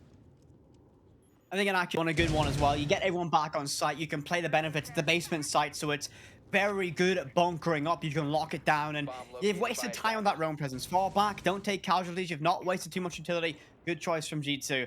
But now, M80, you've got the initiative. You need to begin to work through the map and open up every angle you want. And they're still not sure if the site or upstairs itself is clear. We saw Gomez there checking every angle, making sure he was safe. Better safe than sorry, but still they're not 100%. They weren't certain. As Spite begins to creep down main stairs to look to cause an impact, Gemini Replicator sent out to gather an extra bit of information, but Doki just says, nah, no information for you. Yeah, so Doki is able to just play around that breach now as well. The hatch will be opened, and you know, the issue with Ace is the fact that you got to use 2 of them to get it opened, but they get the job done. Now, you got to get Thermite to open up the other hatch, and again, you're opening up the menu. This is the same phrase that I used last time. If Spite can now creep down blue and find a pick, that could blow open this G2 defense, but again, he's being patient with it because Alamao's got the mirror window. They're going to know that there's angles being held. 30 seconds, this is the point where M80 have to become the aggressors now. They got to press the issue and get one of these picks to give themselves an entryway to site. Well, Spite finds that opening. Gemini's the first to fall for the side of G2, and here comes the flood on the site. But Doki will fly one to Gomez, looks for a second, and he's good for it. Third, not so much, but Iconic sends it deep to site. 10 seconds, they need to get this case down. And well, that's exactly what they'll do. Diaz halfway through the procedure, but Iconic split between 2. Finds one more, looks for a 4K to wrap up the round. Benja, the answer, alone, and gets one more to Diaz. Batman, what do you have? It's the answer, a 4K, and M80 find the round. Well, as you said, they call Benja the answer, But the bat signal was put up in the sky a couple of rounds ago, and Iconic has come in hard since then, and he has been playing so well this last few rounds. M80 are taking the lead, and again, it's the aggression. That's the Dave. That is the Iconic that we saw in Charlotte last year, and that is what M80 wanted when they picked him up in this roster. This is huge for M80. They've got the advantage, but still, job's not done. 4-3, G2 have a massive opportunity to pull this round back on the fence. But again, look at the site they're going to. CCTV cache, and a little bit of a throwback now as Gemini is going to put the mirror onto that main breach. And again, what do you do when that's happening? Well, it means that you got to force the attackers to get right up and close with it. If they don't bring an ace, they're going to have to melee it to stop you from line of sight. At that point, G2 will open up the mirror and make it a little bit difficult to get that breach open. And it also a bit enables the impact trick, which if you look at G2, they've got 6 impacts. Attackers are moving out to locate a Well, bomb. will they use all 6 for that hack? It's a massive commitment to do so. You seeing that as well? If you want to, though, Whip it, you got to hold garage. You're right. What I'm trying to do is I'm trying to formulate in my head. I actually took a note. Do you know what my note was? G2 and M80 good. No, my notebook became basically an Iconic fan post because it was that good of a play, that 4K, being able to charge into the site. The impact trick will be good though at this position. They have a lot of resources close by. Doki will be the first one up. We want to try and hold on to it. Again, the vulnerability of how weak this site is, or how weak this entire setup is, because the ban. Right, use impact goes out, and it's going to destroy an impact or destroy a whole thermite charge. Very well done. And again, this is what we spoke about. Doki able to play in garage because there's no pressure and you're wasting so much utility. They're trying to pre-fire, and that's big now as they get that kill. And now the breach is going to be opened. Alamo went for the instant peek to try to get somebody in the open, but it ain't going to happen. Opening pick goes in favor of M80. Now you focus on getting the bottom of garage open. Now the big thing is Kino playing on Capital has those can openers. He'll be able to open up the right side. If he wants, he can open the left as well. And at that point, you can then get rid of the cam and put some real pressure on. Honestly, Kino is the perfect operator with the defensive lineup that's been brought to clear garage. And there's Diaz getting another kill. Benja now forced to try to make something happen as he steps inside a garage, but M80 are starting to put their foot on the pedal, and I am loving it. This is where you gotta feel every single player from G2 needs to stand on their independence. Benja has to hold on. Gemini will find one on the spot. Benja has no idea where that threat's arriving from. A good trade, though. Alamau finds one the Kino. And no one's on that main breach right now, so G2 have a little no correction. Diaz, Repel Gomez. Direct push, and Alamau. I think the wise choice now is to play the time. Don't overextend. Don't give this away. One pick in favor of G2, and the round could be won. A stim pistol applied to Gemini to give him that extra freedom. He can take a few extra shots in this fight. 40 seconds. What can they do? Iconic still on the board. The man who found a 4K the last round out to win the round. And well, Alamau sees one player ascending the stairs, but not enough to find the down or the kill towards Diaz, giving them control of rafters and splitting the site. But Alamau has a second bite of the cherry. Lost across and not quick enough on the draw. A rotate wide, but look towards the breaches. Diaz is there for a freebie.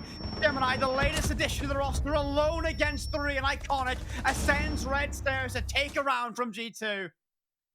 And again, he had that fraction of a second to get that kill on the cross, but I think he just didn't concentrate. He took his finger off the trigger for just a second, and the cross came through. And well, look at this now. 2 rounds in attack in a row for M80, 5 in a row overall as momentum seriously swings their way. And well, it ain't looking good for the G2 fans, of which I know there are plenty watching right now. M80, if they can win this church defense, or this church attack, they move to not only match point, but series point as well. G2 desperately need to stop this momentum here and now. That's easier. Much, much easier said than done, Gibby. M80. 5 rounds in a row. That's insane. The momentum they're carrying is brilliant. They are growing in confidence every single time. Every single gunfight that goes their favor, they're loving it even more. 5 seconds to go. I'm loving it too, and I know the fans are as well, because this has been a fantastic game so far. 5-3 M80 on map 3. They're on attack. Reminder, look at the bans if you're just joining us. No breach denial being brought whatsoever. Then you question, is impact tricking a thing? Well, Doki has 2 that he can use, but you look at the side of M80. You've got the 2 can openers. You've got Thermite as well. Buck electing to go for the stuns again, but they're going to get hatches open. There's no way you can stop them from getting them all down unless you get kills. So, G2, what's the plan? Last time they rotated back to site with a minute gone. What are they going to do this time? Well, looks like it's a full turtle from the start. Unsure if that's a wise decision, but again, they showed their hand once, that they were able to roam and they had that pro pressure. So that might play in the mind of M80 that, okay, they've done it last time, perhaps we need to be a little bit cautious and drone it all out. But it looks like a very concise, clear movements. M80 very confidently have a majority control of the map, and they'll move accordingly. So they'll be able to open it up. And with all the time in the world, meaning they can open up everything for reasonably, well, actually, everything is for free. That puts G2 under a lot of pressure, but Alamau, look how aggressive on the main stairs. Thinking about ascending it, might put some pressure on Gomez. Oh, that's pure perfect timing. Alamau detonates that C4, finds Gomez, and the opening pick goes for G2. Great bounce back from that last round as well from Alamau. That's a good pick to come through.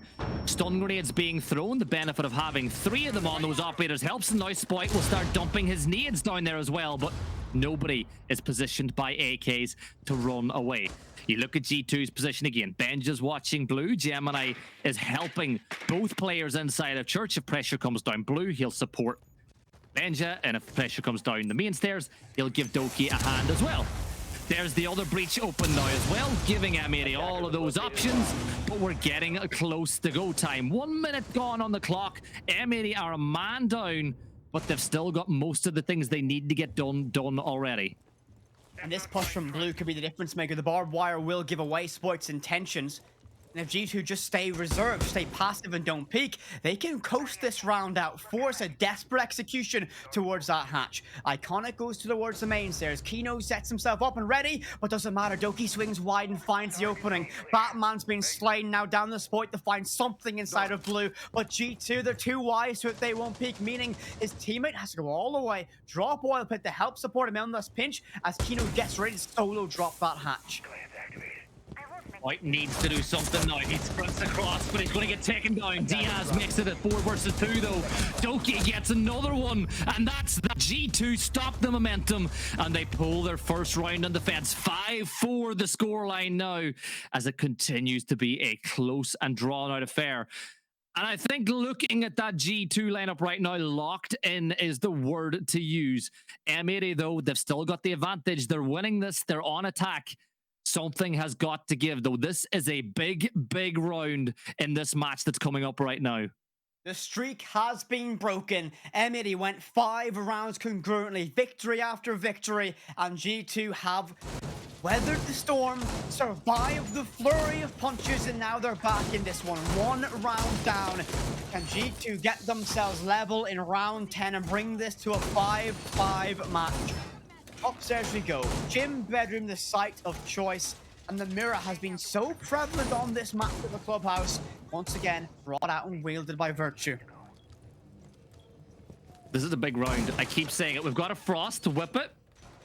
Dare I ask you to do the honors of telling us if there's an M80 member with a Frost written all over them? Well, I stare into my crystal ball of predictions, and I will see. No member of M80 will walk into a Frost map this round. Chat, if a member of M80 steps into a Frost mat, feel free to give Whippet as much abuse as you like in chat. I'm for it. You're meant to be my Joe. You're meant to big me up, not encourage chat to go against me, Gibby. How dare you? Nah. I would help if I could. Don't make me call Sport the goat again. They don't like that. So, we move into round 10. 5-4 is the scoreline. G2 finally stopped the pressure. They have stopped the bleeding. It's now a position where if they win this defense, they will manage to level the sides up again. Whenever M80 defended this site, they were able to use Clash really well. But looking at what G2 are planning, well, they're going to use Mira and Frost to work in tandem with Doki on the Azami as well. So that means that this wall will be opened for free. And am I the only one that spotted that nobody has played? There we go. Gemini steps in the bathroom once he hears the breach opening. But if you push someone really quickly, you can get that wall open, and that's what they do. So now you can't play bathroom anymore. Why don't you bring a mute in this position? You make sure that bathroom wall stays intact. You have that power position. I'm really questioning why that wasn't brought out. Yes, they had impact EMP, so look at this. For free, Kino can just walk in. But Spoit will find Doki. Kino left in DBNO. They need a flurry and cascade and flood sight now. G2 now know, and the warning bells begin to ring. Look, M80, they're in. They're inside a bathroom. They have a funnel. They have a bit of leverage. And can they continue this momentum onward? Minute 25 to work with. And well, they've run into a bit of a situation. They can't go too much further. They know they're in a crossfire. What will be the man sent out to get one and finds it second in the round? Looks for a third. He's going to go deep. Virtue gets one back with a drop shot from Alamau. Brings us level 3 versus 3. Virtue's HP is low, but Kino's is lower. Gomez working in tandem. Another trade coming through as it's a 2 versus 2 now. But Virtue is low. M80 have the benefit of more HP. And Gomez now will go for the plant. Stun grenades will prevent any push. There's a peek though from Benja. He comes around and makes it a 2 versus 1. And Benja gets another one. G2 level the sides. And now the pressure is on M80 as Benja plays them into that round. Oh, G2, bring it level. Get it done. The momentum, the 5-round flurry is all but dead now. And now it's simply a shootout. Round 10 goes level 5-5. Next round victory, map point match, series point deployed. And you can feel both teams feeling the pressure now. They want that upper bracket advantage to continue as long as possible. Remember, an offer the double elimination bracket in play today. Inside the group stages here at Gamers8. You win, you stay, you keep that lifeline. But you lose, you play in an elimination match tonight. Your journey can end today. On the same it starts, it can be over. So no team wants to take that risk. If I were to say that I think M80 are trying too hard on that attack, would I be wrong? You know, sometimes you can try too hard and it's more of a problem than if they had just relaxed and, you know, took their time, didn't try to press the issue as much. I think by all those individual players trying too hard to get the kill, the impact, it played into the G2 defense. Okay, I can see what you're cooking there. I'm a big fan of how aggressive they took that control. They see that they're able to walk inside a bathroom and they took that very concisely. But I don't think they had too much of a contingency after that point. Well, there's the breach opened early as you like from Spoit, and no impact trick coming this time, even though they did bring the mirror with the intentions to do so. So now that mirror will be popped, and that'll make it a little bit difficult to get that full breach open now. You got to get that ace, that Selma charge thrown on point. Virtue playing inside Garage, and Alamo is playing really aggressively by that server stack. And again, he can do this as long as they control that little balcony, that overhang that looks at the windows in towards bedroom. And that's what Gemini's job is to do. Keep that area of the map secured. I like what G2 are doing, but I would like to see M80 now try to make some of these players a little bit more uncomfortable. Yeah, they need to start moving G2 around, and I mean, Kino's going to be a great asset for that. Likely the intentions to use that on rafters with the Omayan play. That's going to be a little bit more difficult, of course. The interaction, the magnets do track the darts of the crossbow. Send out my Kino's Capital. That's one thing they have to worry about. Spoit below and Adam just trying to probe and look for something. But G2, I have a feeling will deploy a very patient strategy. They don't want to overextend. They don't want to give away a freebie. They know they've made a mess of that breach. They don't have to worry about that too much and don't contest it. Alamau, though, the opening pick, and that's all away from Adam Window. A huge opening, a huge shot, and we lose Gomez. Gomez down, G2 starting to build it up. Alamau is going to get traded back by Spoit, though, and had he got back into cover, he would have got his HP back up to 100, but Kino now needs to deal with Virtue. Using those bolts, those fire bolts, to no avail, but they eventually spread, but they only tickle Virtue, but he is eventually going to get shot down. Kino gets the kill. Spoit's going to get one on the Doki as well. He gets another one onto Gemini, leaving it all down to Benja, and there's Spoit rounding out the round. M80 take it, they take another one and whip it. This is honestly, this has been a banging series to open up the Bravo stream. And not only that, I think this has been the best map we've seen so far as well. I think so, absolutely. We have just seen a fantastic round from M80, a difficult one where they had to solve a lot of problems. They were faced with taking the opening casualty as well, and they bounced back to it at 4K thanks to Spoit. Now, you know what this means, Gibby, after that round? That not only means, well, actually, that means one thing plain and simple. They are on series point. That's all they need to do. They need to win one more round here on Clubhouse. One more, and they send G2 to the lower bracket. Well, that's it. We're guaranteed every single round in regulation. This is it. Either we go to overtime or M80 go on to take on the winners of the earlier matchup, which I'm sure all of you know by now. But I see some people don't want spoilers, so I'm not going to say anything in chat. But it is easy to find out if you want to.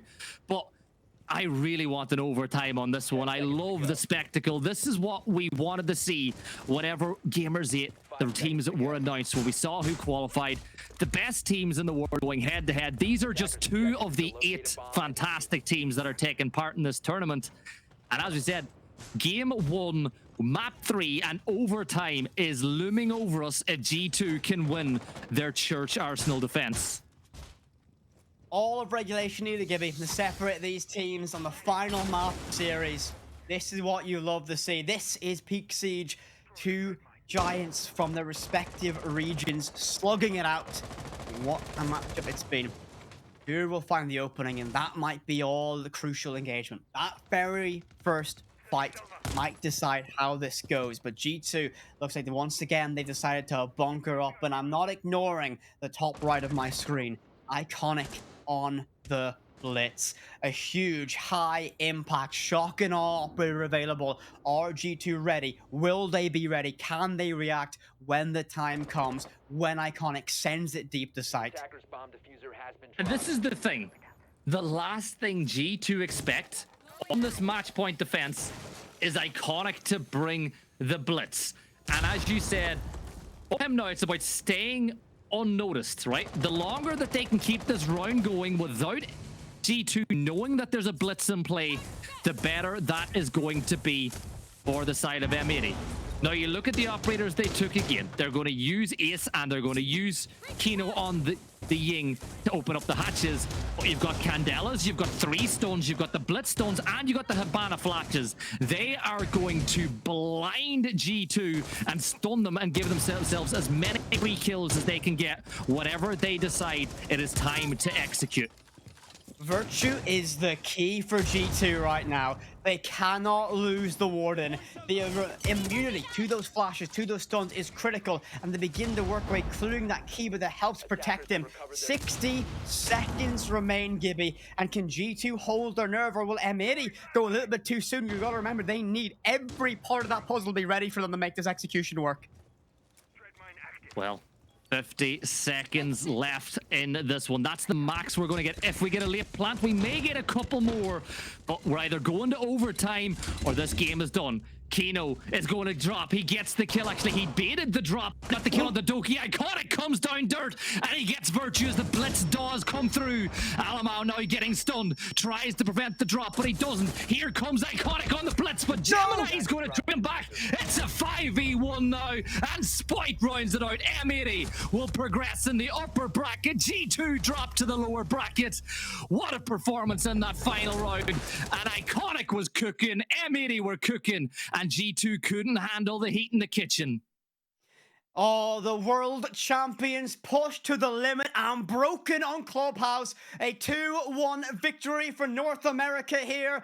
And they get the job done. What a series we have just witnessed. All 3 maps.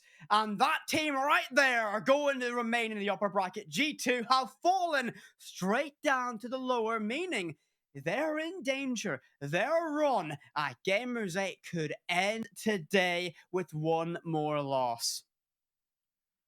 Wow, that is not what I'd say a lot of people expected, but those who looked at the sum of the parts for M80 will know that they are capable of winning games like this, and they did. So in the upper bracket, they win one more game and they make it through to phase 2, that single elimination semi-final to try win Gamers8. If they lose the upper bracket, of course, they've still got the extra life. That's why winning upper bracket games is so important, in especially the very first one. G2, though, look, they're all smiles. They're not too bad. Benja looks a little bit upset, which, makes me upset because Benja's a nice guy. But as I said, they've got another game. For them at this point on now, it's single elimination all the way as we bring up the highlights. Whip it, that was a treat and a half. Oh, I mean, what a way to start the Bravo stream off. An absolute, I'm going to say it. It's almost a forbidden phrase, but a barn burner match. Both these teams pushed each other to the limit. A fun and interesting set of bans made us go all the way. You got to feel a little bit for G2. Eliminated from the upper bracket so early, and a long, fatiguing matchup, and more to come today as well. Exactly. That's just one of 3 broadcasts that we have on the Bravo stream today. Of course, after this one, we'll be bringing you the current major champions against CAG, a game that I know that Whippet is so excited to get into. But before we move on to that and before we start previewing the next matchup, have you anything else that you want to finish up with on this fixture between G2 and M80? Well, the biggest thing is, Gibby, we mentioned that they wanted to say this was a battle for the King of the North, the King of the Nordic regions between Spoit and Benja. And, who do you think won that battle? Honestly, I think over the 3 maps, I think Benja was more impressive, but at the same time, a lot of people will say the final result is what matters, and they'll give the roses over to Spoit. I still think Benja played better, but again, that's the thing. Whenever Spoit wasn't playing for M80 as best as he can, Iconic and Diaz and Gomez and Kino all stepped up and had phenomenal games. And not only that, Kino gets to take the Brazil flag back. So if you missed the start of the show, at this Copenhagen Major, M80 and G2, they only brought 1 Brazil flag, and they made a bet. Alamau and Kino said, we're going to make a bet. Whoever gets further, whoever wins, gets to keep that Brazilian flag. G2 took it home, and then Alamau brought it back to Riyadh, and well, he only got to keep it for just 1 series because he had to hand it back to Kino. And speaking of Kino, we are going to bring him in for an interview. First off, Kino, how good does it feel to get that flag back from Alamau?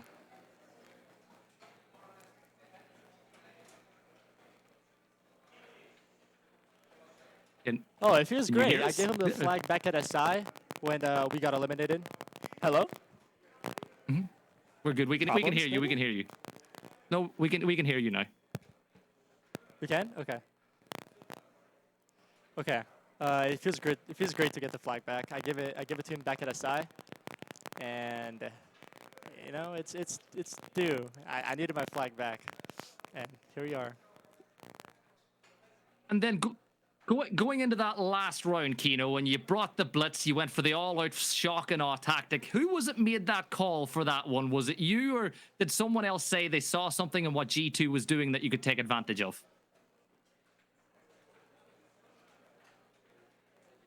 It was the one and only Iconic. He had a read. He knew that the Warden was playing in dirt. So if we brought a Ying, I could Ying box 3 and shirt side, and he could deal with the Warden by himself in dirt. So that's exactly what we did, and the execute went flawless. No, well, it was a brilliant performance. Obviously, a 3-mapper to get us up and running is so much fun to watch. All I'm going to say, Kino, is best of luck in the upper bracket final that you have coming up tomorrow. But you guys were fantastic, and best of luck.